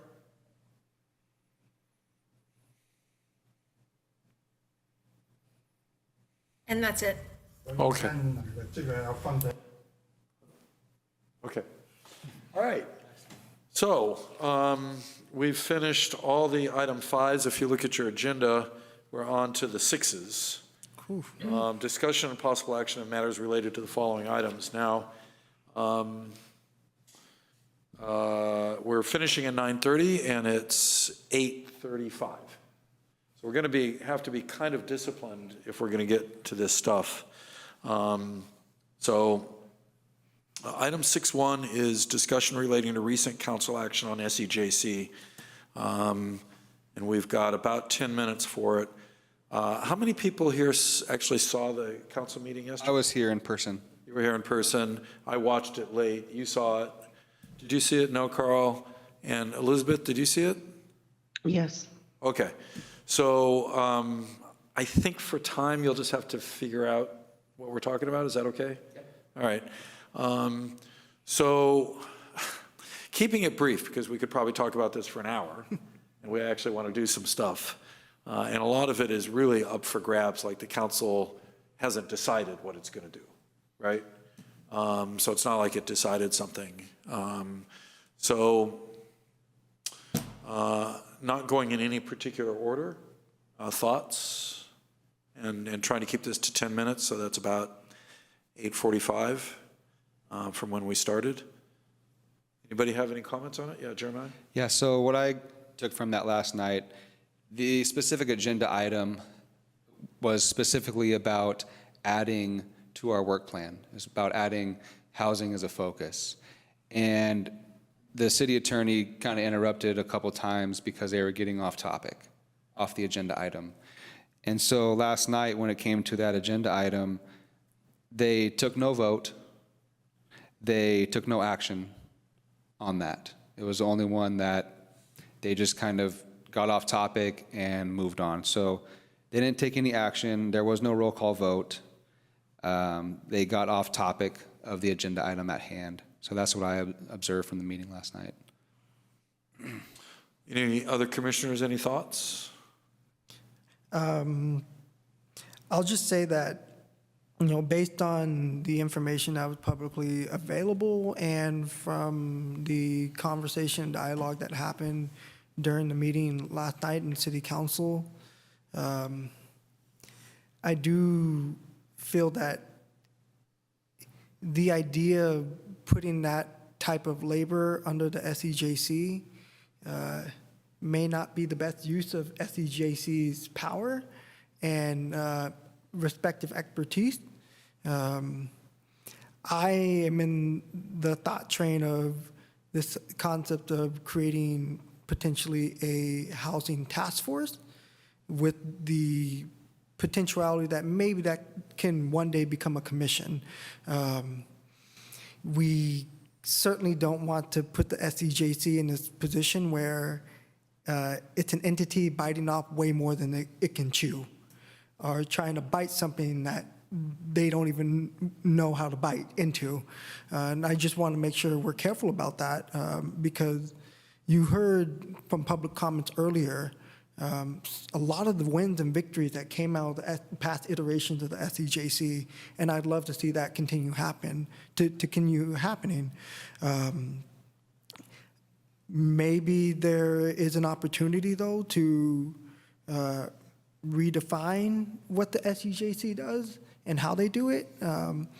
Councilmember Nathan, I believe it was, had acknowledged that with the new police oversight entity coming into play, that that could create some unique conversation about how the SEJC operates. And then it's in my personal opinion that with the creation of that and the forthcoming appointment to that body, that may actually shore up a lot of energy from the SEJC and allow the SEJC to focus on focus more intently on some of the work plans that we have at hand, or in the future, I should say. And so I'm saying all that for context why I'm in support of this idea of a housing task force. Of course, that's going to be up to what City Council decides, or maybe next iteration of City Council, but I'll leave my thoughts at that. Well, yeah, I don't think we should be the housing task force. I think that, as I understand it, because I talked to a couple of council members because I was trying to figure out exactly what they were talking about. So SEJC's priority will be this. As well, would that be its only work item, or are you just saying that would be the top one? Or and that would mean we couldn't do anything else until that was done, because that's a tremendous amount of work. Mm-hmm. So the housing element, apparently there's a law that says that there has to be a community board or something like that to get the housing element done right. And I think that should have a bunch of people who are have real expertise or a major stake in housing. Don't just throw another thing on SEJC for Pete's sake. This body is too broad already, and it makes it hard to get stuff done. So I totally agree with the housing task force not giving that to the SEJC. And the housing task force, a task force is time limited or job limited. Mm-hmm. So basically it would end when it finished the items that are required in the housing element, and making sure that for the next 8 years, the city is doing what it's supposed to do in the housing element. So the various things that I heard, one of the council members, I think, just wanted to sunset SEJC and be done with it. But there were a couple others who sort of wanted to maybe sunset SEJC, but simultaneously have the housing task force and a racial equity commission. I heard that from a couple of council members. Another one wanted to keep the SEJC but have some adjustments, like make it be smaller again, because it's hard to get a quorum. We just barely have a quorum tonight. Well, actually, that's not true. Elizabeth is actually here. She's just invisible. I am here. I know, resent exactly, that, Jim. exactly. I was worried about the quorum tonight, but, so I was projecting that upon, but still it has, we've missed a couple of meetings because we didn't have a quorum. We had 3 people, but we didn't have 4, and then have a smaller number of work items was what was suggested. And then, of course, they could do no changes. I think we need some changes.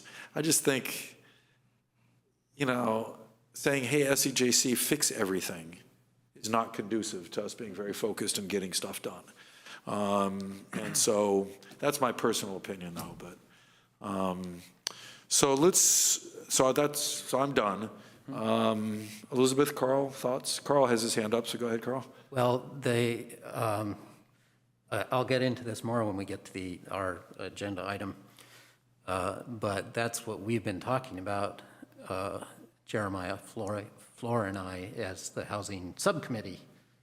We're charged with making a recommendation to council for creating a housing task force. So. Is that one of the work items? I thought it was a housing forum. Housing forum, an unhoused task force. That's what it is. Okay. Yeah. All right. But anyway, I'll talk about that more when we get to it. Okay. Elizabeth, anything? You can pass. No, I have no questions Okay. or comments. Okay. So if I'm there's gonna no do other questions or comments on this. Take a note of time. Sorry about that. This was for discussion only anyway. Yeah. So if there's no other discussion items, we can move on to item 6.2, which would be good because we're tight for time. All right. So item 6.2, recommendation to city, I guess we have to do public comment on 6.1.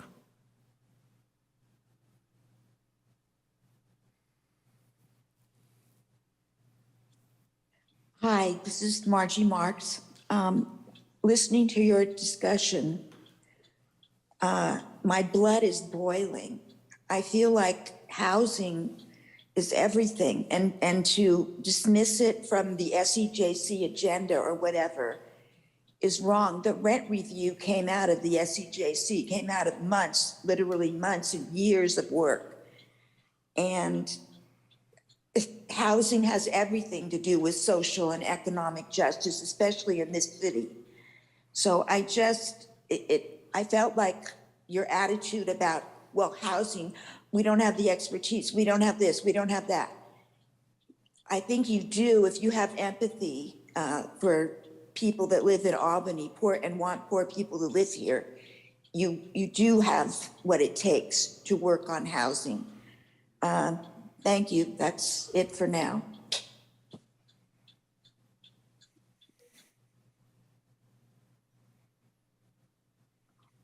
I also want to say it's really important. My name is Randolph Martinez.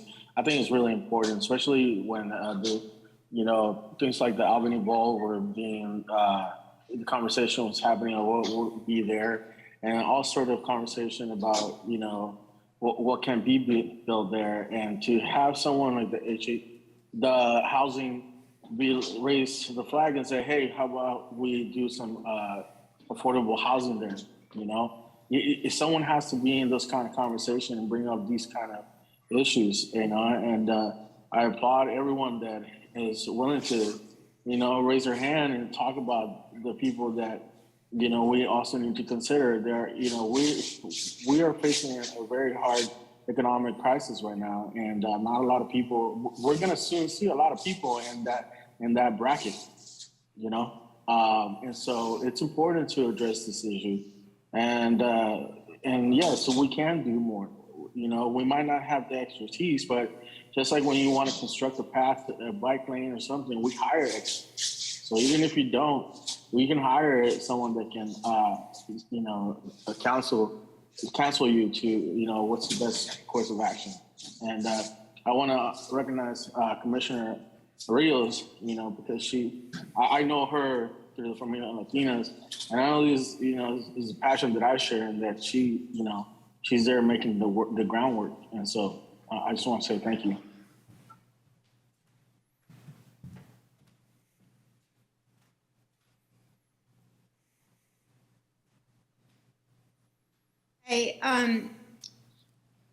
I don't know what the answer is, but I agree with Margie that actually both speakers that housing is really critical. And I think what concerned me most about the discussion about whether SEJC should take on the housing element or be even participated in it, which I felt like the whole thing was very unclear. The thing that really stood out for me was that all these housing providers / landlords called in and basically said that there should be a commission or an advisory group or a task force or something that was dealing with this, that was made up of tenants, and then there was this whole long list of people that are people in power. So realtors, landlords, architects. It was just like they thought everybody should come together. That was what they kept saying. And what struck me, and I commented at the meeting, was that the landlords in particular were saying that anything that supported tenants' rights must be against landlords. Like anything that would support a tenant would be bad for a landlord. And I don't understand that kind of thinking. I don't understand where they're getting that. So I feel like the advantage to being with SEJC is that you would bring in the understanding that tenants are not being supported in the city of Albany, even though that there are more tenants than there are more renters than there are homeowners.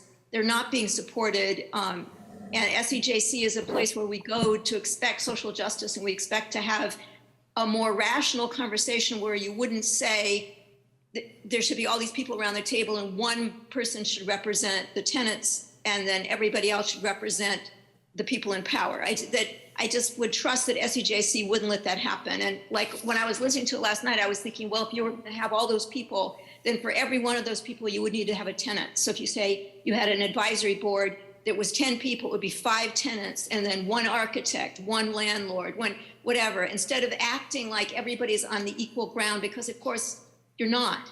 If you're a tenant, you don't have power. You're afraid to use the rent review. You're afraid to speak up. You're afraid. All of that is part of being a tenant. You have no power. You have very little power. And so that's why SEJC is a place to have this conversation and to make sure that it doesn't get thrown to the landlords, because that's what's going to happen. Those are the people that call into the meetings. Those are the people that this council right now anyway is listening to. I don't know what will happen with the new council. So while I understand not wanting to take on something big like that, I think you need to think about what would be right, what would be just, what would be socially and economically just. Thank you. I just want to clarify that the Housing Task Force, the state has equity built into the requirement for the housing element. The city has to do a certain amount of low-income housing, for example, and there's pieces in the housing element with regard to equity for existing places. So that's there. I agree with Julie, actually. I was thinking the same thing, Julie. Very convenient to have 1 tenant and then a landlord and a realtor, and yeah, right. So the vote is 6-1 on everything, right? I agree. It should be like half tenants and then half, the other stakeholders, something like that. But I really do think that a housing task force is a place to do that. And that in that housing task force, you have people, like you said, for example, half tenants or something like that. And maybe SEJC has a couple of people on it, just like on the police commission.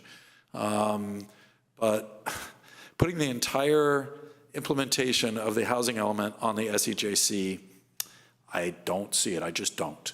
I'm not saying we don't have a role to play, but I don't see that that should be us. Anyway. So let's move on to item 6.2. Recommendation to City Council to replace the term homeless to unhoused in all media departments and documents citywide. I believe that Elizabeth sort of had the lead on this. We brought it up before and we weren't able to go forward with it because why again, Ann? Do you remember? Something happened so that we couldn't go forward? There was not a memo, and so the memo was written for the last meeting, but we didn't have quorum. Was that what it was? Okay. So now that we do have the memo, we can actually move it? Okay. So I would propose, for the sake of time, I think we have complete agreement. Elizabeth, did the memo change, or is it the same one that we saw before? The memo remains the same. So the memo remains the same. We discussed it. We wanted to pass it before. If there's no objections, can we call a roll call on this? So the motion then is to provide, to send this memo to City Council with this recommendation. Is that sufficient, Ann? Okay, can somebody move that motion? I move that we send this memo recommending that City Council replace the term homeless with unhoused in all media departments and documents citywide to the City Council. I second. Okay, moved and seconded. Any discussion? Okay, can we have a roll call vote, please? Commissioner Garapinguelo, Yes. Commissioner Lopez, Yes. Commissioner Rios, Yes. Commissioner Wilmson, Yes.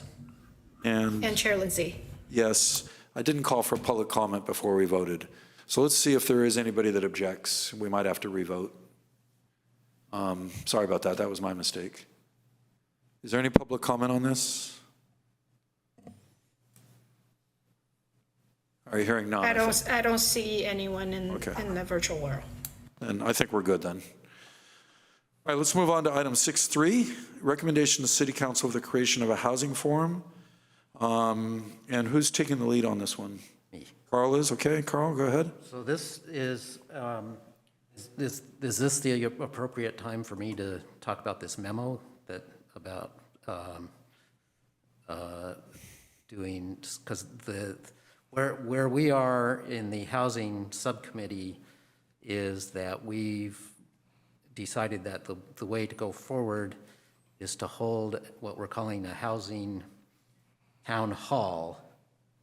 And we've set a date, and we would like to have it in the Albany Community Center.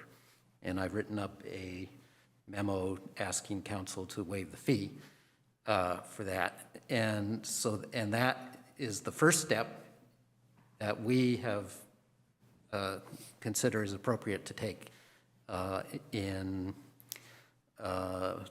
developing a recommendation to the City Council for the development of a housing forum. What date did you have in mind? January 12th. Okay. So I think the city would need a memo saying we recommend that the city do a housing forum, right, at the Albany Community Center. Okay. That we can't do stuff ourselves as an SEJC. We can't do anything. Okay. All we can do is advise council and ask them to do something, or as non-SEJC members, as a community group of something, there's a couple of housing community groups out there, or we could make a new one. We could certainly do whatever the heck we want, right? But our only job is to advise council. Okay. So okay. Sorry about that. That wasn't clear. No, that's okay. So that's actually helpful. So, Okay. So what we will do then is go back to the drawing board and we'll draw up that memo recommending to council that they have this housing town hall. That they have a housing town hall, and then you make the case for it, you tell them advantages and disadvantages. You do some real thinking so that you've sort of thought about what are their questions they're going to ask, and you answer them in the memo. Yeah. And then you show up at the meeting to answer questions and present it. And I think I can't speak for council, but usually we have a pretty good record of if we do that the council is at least open to it. Yeah, okay. Okay. Yeah, I would just say too, as you're creating and crafting that memo, most certainly take into account some of the discussions we had for item 6.1 and the public comments. I could say for me, hearing some of the public comment did make me reconsider. I wouldn't say reconsider, but did make me reassess and reevaluate how I would approach any recommendation around a housing task force, or in this case, a housing forum that there needs to be recommendations that are specific, but still allow the SEJC to have some form of input, whether it be auxiliary, for example, and how these conversations are crafted and how things are floating around. I guess the perfect example, Commissioner Garrett Penguello had recommended some time ago that we have a SEJC representative on the art committee for our art grant, our proposal that was going out, art justice proposal project that was were to be reviewed. We had a representative, which was myself. I was a non-voting member, but we still had SEJC opinion and voice at the table for that. And so I think maybe something like that. Commissioner Garrett Penguello definitely has experience with that, and maybe potentially tying language into this potential memo that you all will be crafting. Okay. I'd like to jump in if I could. Definitely. So it's impossible for the SEJC, especially the Housing Committee, to make advisory recommendations to the City Council unless we engage with the city. And that doesn't mean the City Council, that means the residents, who are primarily tenants. So if we're unable to meet, and I'm trying to locate the memo that was written, it's not a recommendation that we, the SEJC Housing Subcommittee, are taking on something, an action. It's that we are engaging the community in a discussion about what the community would like us to advise the City Council. So it's not that we're going out here rogue. We're doing exactly what the work plan is asking us to do, which is to engage in the community. But, okay. We don't have any money or staff time to put on a forum. So, Jim, I'm going to interrupt, and you keep calling it a forum, but it's not. or town hall. It's a town hall. Okay, I get it.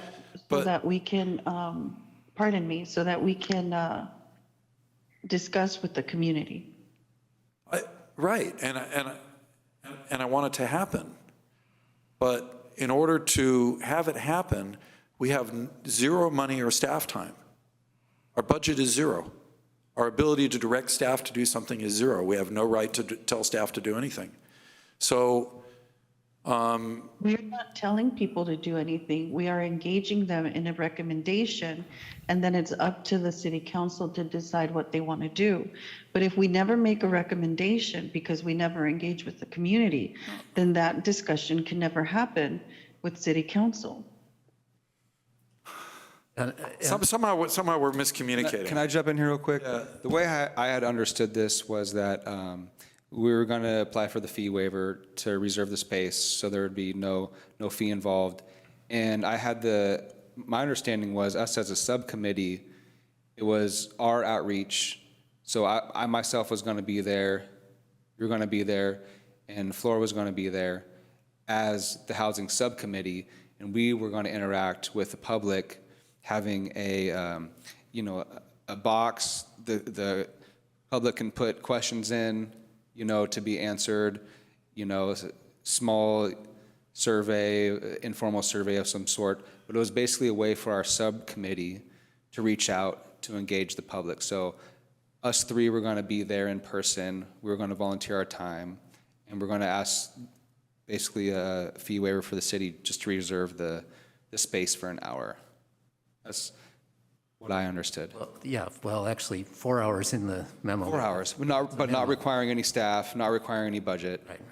It's just our way as a subcommittee to reach out, as a subcommittee to interact with the public. And just to add on to that, to emphasize, we were planning to lead the town hall ourselves, so we don't require any staff. Staff is welcome to come if they want to, but we're not asking staff to do anything, really.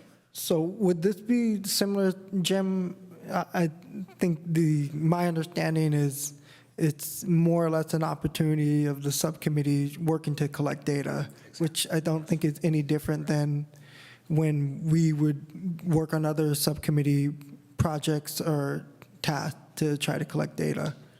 This is kind of exactly interesting. right. This is about data.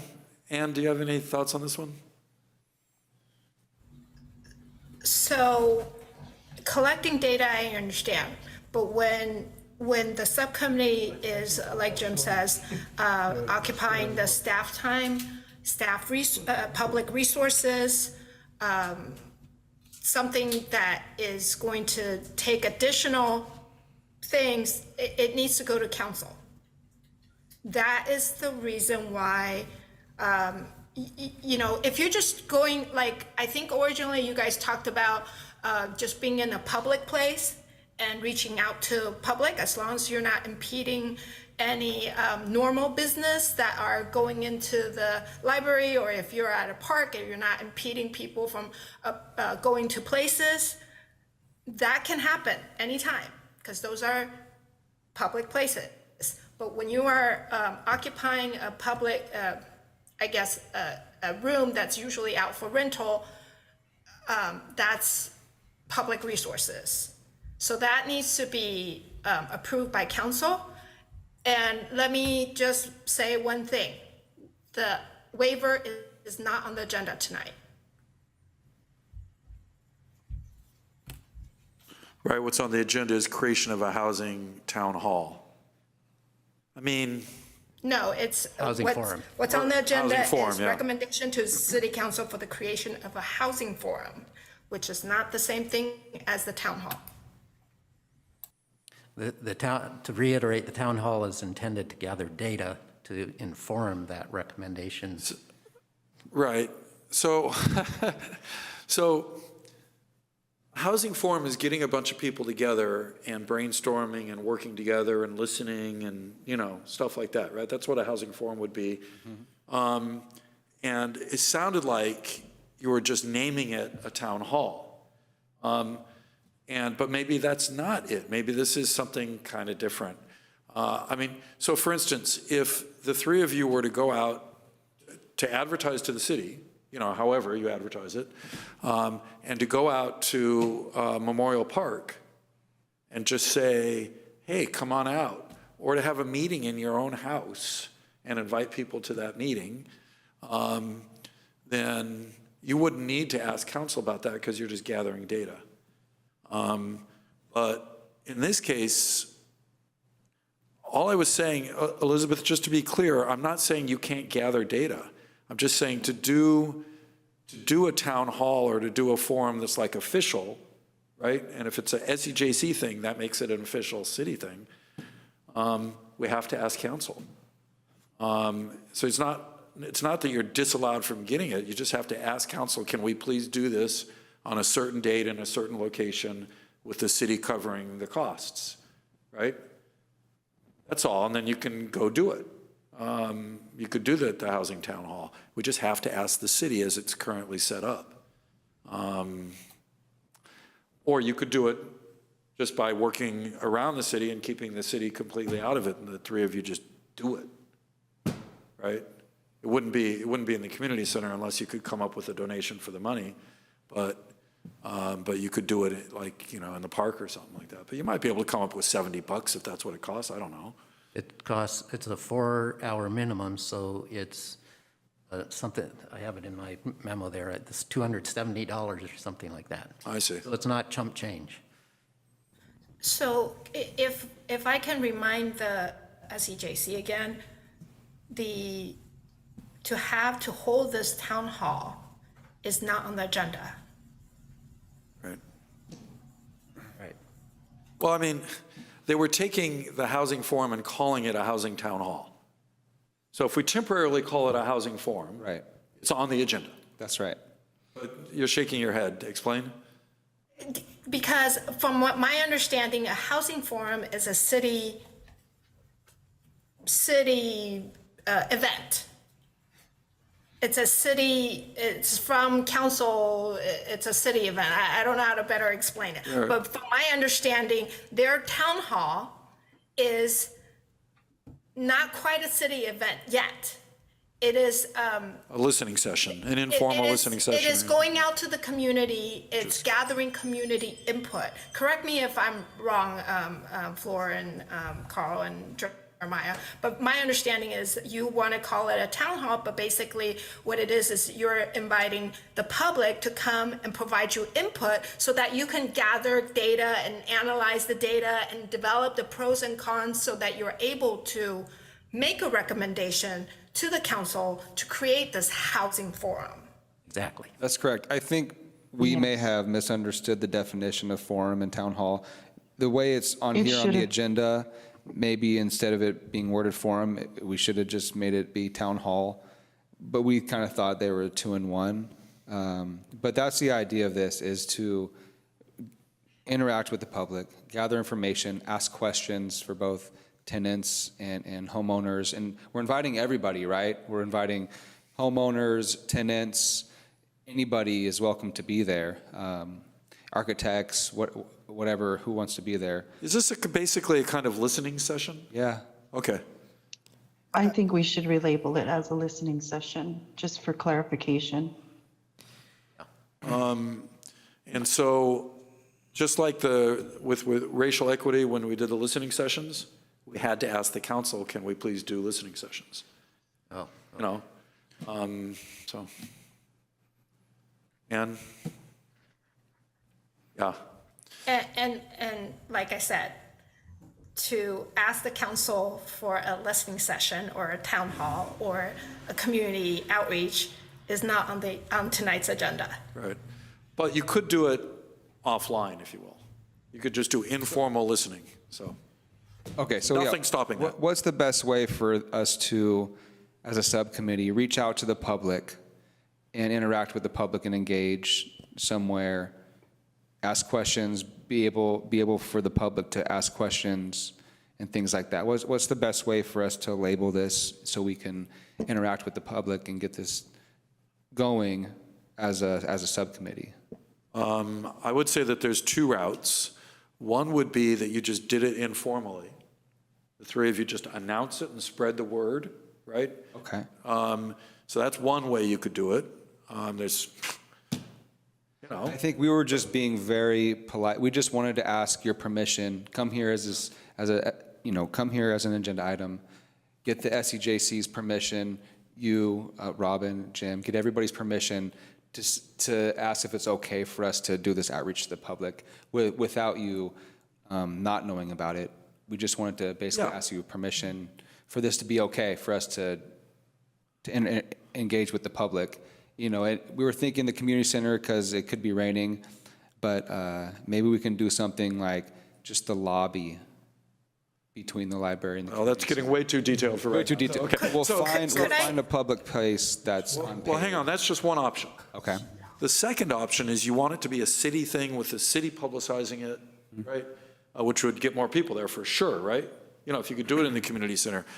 In order for that, you'd need to come back to the SEJC with the memo that council wants and say to council, we want to do a housing listening session. Okay. Right? We propose this date as an ideal date, you know, if we can do that.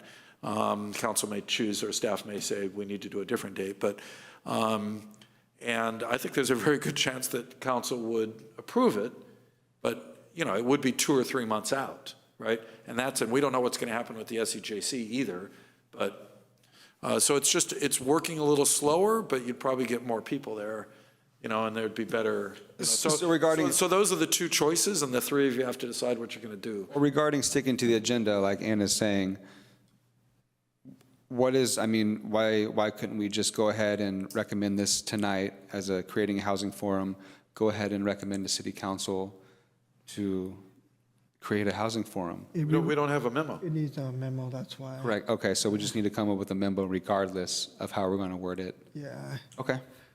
Council's rules are, they don't want just people throwing something out there and getting to council. They want it all thought through. Anne has her hand up. Oh, yes, sorry. Just additional item to mention is I think Carl had reached out and asked me a few questions about this town hall or listening session, if you call it. And I had suggested that there are some events that are planned by the city already that it is probably best for the either the housing subcommittee to talk with our community development director, Jeff Bond.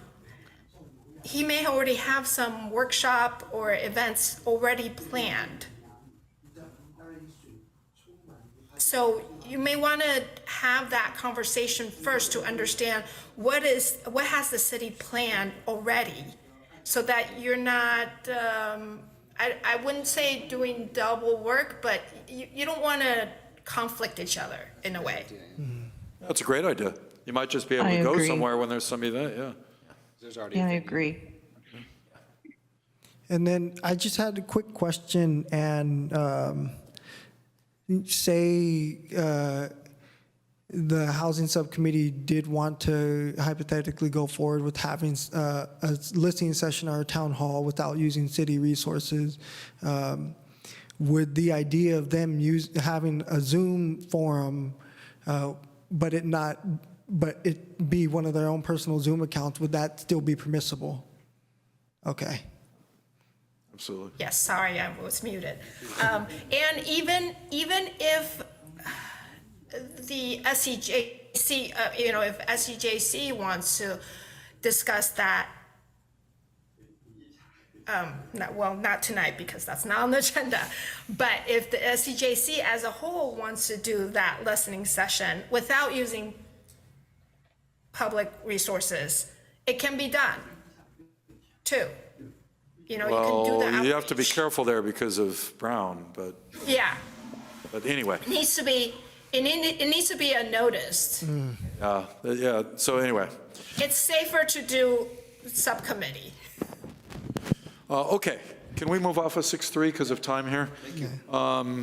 And sorry for the confusion, but I think there's clarity now. Yeah, I think so. And I think it's fantastic that you guys are planning to do a listening session, frankly. I think that's awesome, that's great. And I'm sorry that we got in your way with bureaucracy and stuff, but it's just kind of dealing with cities, Right. I'm sorry, if I could just jump in. One way is to have it during your meeting. A normal scheduled SEJC. Oh yeah, we could do that too, yeah. Let's get public comment on this item as required by Brown, real quick, but we're running very short of time, so, but is there any public comment on this? No one virtually. Okay. So do we have any other, because I'm looking at the agenda and I'm looking at the clock, and we sort of promised that we were going to try to end at 9:30 because there are parents here. And so we could go later, but if we can possibly finish at 9:30, that would be very much appreciated. So are there any memos that we have ready for council I think should get top priority? For item 6.4, I did not see an attached memo, and I know for item 6.5, there's not an attached memo for tonight. Okay, is that? That's correct. There's no memo for. Okay. So in that case, really there's no recommendations to council. So we could do, we're not going to be able to do item 6.7, which is basically there for something to work on when we have time, but we were too crowded today. So we could just do 5 minutes on, sort of a check-in on 6.4, 6.5, and 6.6, or something like that. What do you guys think? I think 6.6 would encompass the conversations for 6.4 and 6.5. Oh, okay, just go to 6.6? I think that. Is there any objection to that? Hearing no objection, we'll just go to 6.6. Do we have to have a motion and all that? Can we just go to 6.6? No, but I was just going to say that 6.5 is on the youth task force, which is not under subcommittee report because we did it that way because they're already. Okay, so how about we do 5 minutes on the youth task force, 5 on the racial equity subcommittee, 5 on the housing subcommittee. Okay. All right, and then we have 12 minutes, so let's say 4 minutes on each, okay? So youth task force, I am so 4 minutes, I need to, okay, 9:22 is the stop time. So let me do 1 minute on that. We had a little bit trouble getting a successful meeting together this last time. Just stuff happened. But I'm trying to think, did we make some progress on this or not this time? I think we might not have, because I think we tried No, to. we didn't. We didn't make much progress. We did get input from Commissioner Gary Penguelo's email that was to be added in our working draft document. But aside from that, there was no progress because we weren't able to meet. Right. And yours actually was a different youth idea. It wasn't a youth task force. So you could mention that like maybe on future agenda items. Okay. But we can't do it here because this is legally about youth task force. So we have nothing new to report on the youth task force. Where we were was we had agreed on the size, I think, and we were beginning to get close on the composition. But, right? Yeah. Some of the other gnarly details, surprisingly difficult thing. You have a clock running? Oh, the 4 minutes, thank you. All right. Thank you. All right, so let's move on to 66A, which is the Racial Equity Subcommittee, which Elizabeth has been leading. So Elizabeth, are you game for getting us started on that one? I think we have more like 5 minutes on this now because we saved some time before. Thank you so much, Jim. It's very brief. We're still working on equity language database. Once we get that together, we'll be able to run an analysis on language and provide a recommendation to City Council once it goes through SEJC first, of course. And that's it. Robin? Yeah, and I just want to expand a bit more on what Commissioner Rios just stated, that we are looking at equity statements for a lot of cities here in the Bay Area, so within our general metropolitan area, but also other similar metropolitan areas like LA. So I just want to make sure that's, for sake of public insight and knowledge, that that's where we're gathering language from. And we also found some from the National League of Cities, I think it was. Yeah. They had some default language there that I thought was decent, a good starting point. But we're having a hard time. Like, I searched some cities and I feel like they probably have something like this, but darned if I could find it. Or they would have something somewhere like our mission is, which is a little different than what we're looking at. And so if there's anybody out there in the public that can find any racial equity statements from any cities around here, if you could send it to us, we'd really appreciate it, because it's actually surprisingly hard to find. So we could use some help on this one. Any other comments? Okay. So, all right, we can move on to 66B, the Housing Subcommittee. Let's allocate 4 minutes on this one, and then we can have 5 minutes to wrap up, right? So we may not need 4 minutes because we already talked a lot about what we've been doing. But basically, we've met 3 times since the last SEJC meeting back in October. And we've talked about this idea of having a listening session or town hall or whatever we're going to call it. We brainstormed questions that we want to kind of have as to guide the discussion at the listening session. We've talked about how we're going to advertise it, who we want to invite, which is basically everybody. So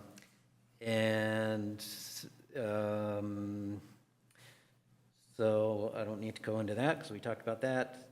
We also talked as a committee about, or a subcommittee, about other research and data needs that we feel that we would like to have as a committee, and that includes an assessment of vacant properties in Albany, where they are and how long they've been vacant, and also data on the number of short-term rentals, for example, Airbnb units in Albany, and their impact on housing. And I don't know if Jeremiah and Flora have anything they want to add to that. Elizabeth, anything you want to add to that? Not at this time. Thank you so much. Yeah, I just want to mention that we're exploring options, right, for future housing or housing available for anybody. And I just want to add to the record that that Albany Steel is still up for lease on Craigslist for $5,000 a month, and I'm not sure if it's mixed use or not, but that's a huge warehouse that could possibly be turned into housing. That's about it. You have anything? No input. Okay, I have nothing on this one. We're skipping 6.7, so we're done with 6.6, unless there's any public comment? Can I? Oh, sorry, go ahead. Can I mention something on 6.7? Well, hang on a second. We didn't do public comment on 6.6. Okay. Anything? No, okay. So 6.7, go ahead. Yeah, last night at the city council meeting, Bonita House, city council awarded a contract for 2 years for $600 and some odd thousand for a mobile mental health services for Albany. And so I think that was wonderful. I was really happy to see that presentation. So I just want to make note that Albany now has a contract with Bonita House for mental health services. That's awesome. It is awesome. You know, bless Bart and others who were pointing out that we really needed something, and you know, so we were pushing it, and I think the council heard us, and other members of the city. The cost there is a little higher than I realized it would be for a small city like us, but it is what it is, and got to trust sometimes. You know, we elected the council, got to trust they know what they're doing. So, anything else on 6.7? Okay. So Jeremiah, you had a work plan item. You had a thought about a youth thing. I'm drawing a blank on what it was, unfortunately. I added it to my list of possible work plan items, but can you tell people what it was in that email you sent? Yeah, thank you, Chair Lindsay, I appreciate it. So work plan item is potentially the creation or implementation of a, how do I word this? An intern for each city council member. So that's a way for youth to get involved, and also it would just be such a great thing. So basically, it was to recommend eventually the city council to approve each city council member having a youth intern, an intern. I'm not sure the ages we were discussing, but I'm assuming it's. I don't know the ages it could be, but I would say it would be between, 16 and 25, or something around there, kind of just in the youth area. So that was basically, I think something city council could use is an internship program for each city council member. Okay, thank you. So we're on to 6.9, which is discussion regarding SEJC January meeting date. Can you sort of explain the situation to people, because it's a little bit confusing, Ann? So the SEJC meeting for January falls, SEJC meeting is usually the first Tuesday of the month, which means it is going to be on Tuesday the 3rd, but usually council, due to a Monday holiday, gets pushed to a Tuesday. And then also because of the holiday closure of City Hall,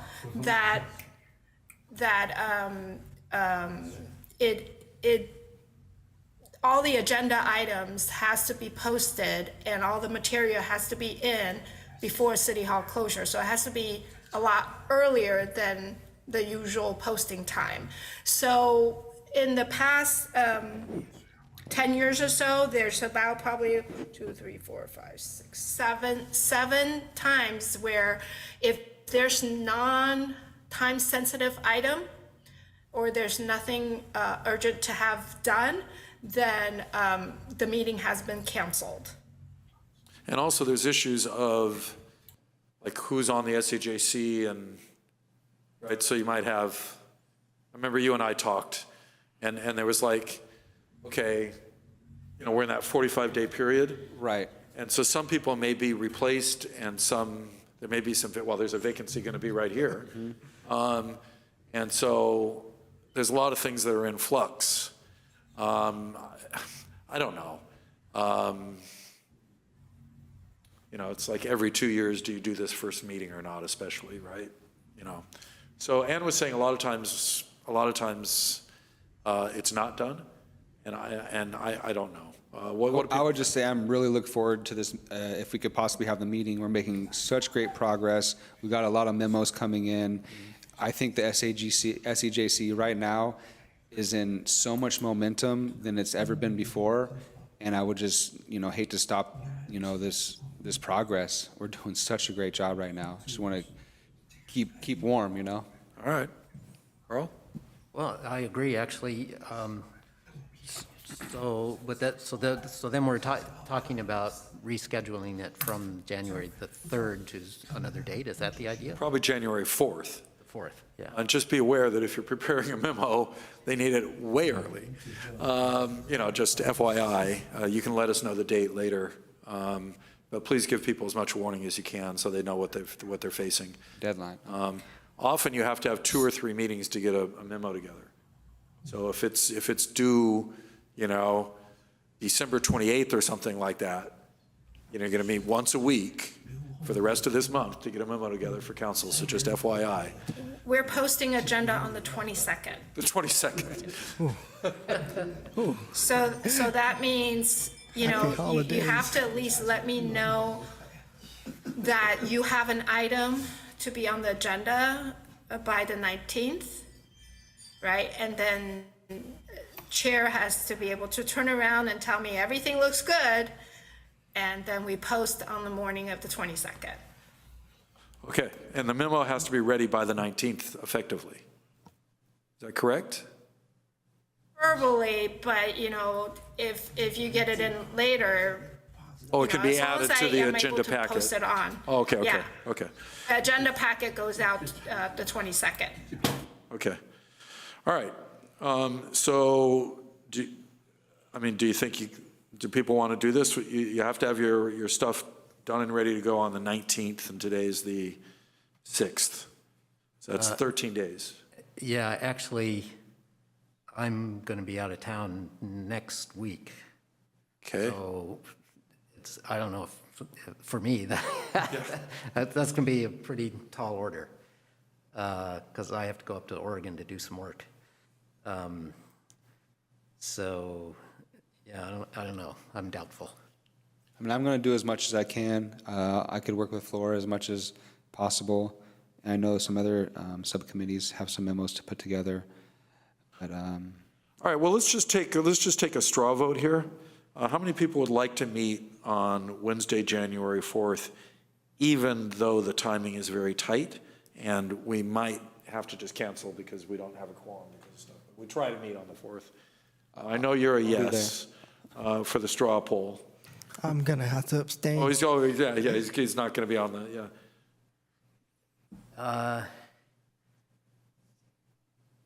I'll try. Okay, and Elizabeth. I'm going to vote yes. All right. And I'll vote yes. Let's do it if we can. So we're going to try to do it if we can. Okay. All right, Ann. So, and it's probably going to be Wednesday, January 4th, right? Because council is going to be pushed onto the Tuesday date. Okay. Okay. I will say too, just based on the discussions we've had earlier for previous items, I do think it's definitely possible to get things memoed by the 19th.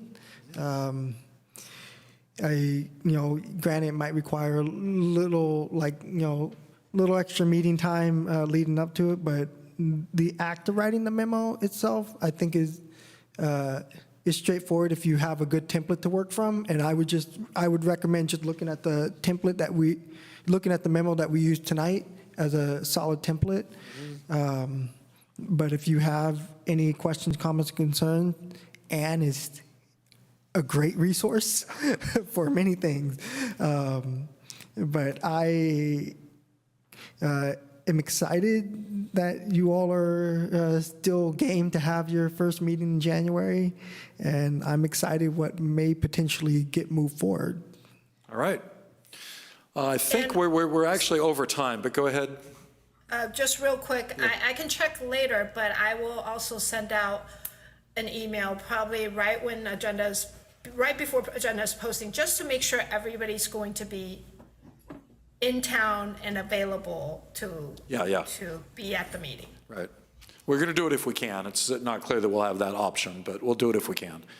All right, if there's no objection, I'm going to. Future agenda item? Yeah, we're already through. Go. So future agenda item, it's basically the land acknowledgement statement to be made to put on a plaque to go up here on the wall above the city's seal and between the two flags. There's a nice big blank rectangle up here. And I just think it would be such a complete wall with the land acknowledgement statement put up there in words and writing. Okay. I think that'd be great. All right. If there's no objection, I'm going to call this meeting to a close, adjourn this meeting. I hear no objections. The meeting is adjourned. Good night. Good night. Thank you.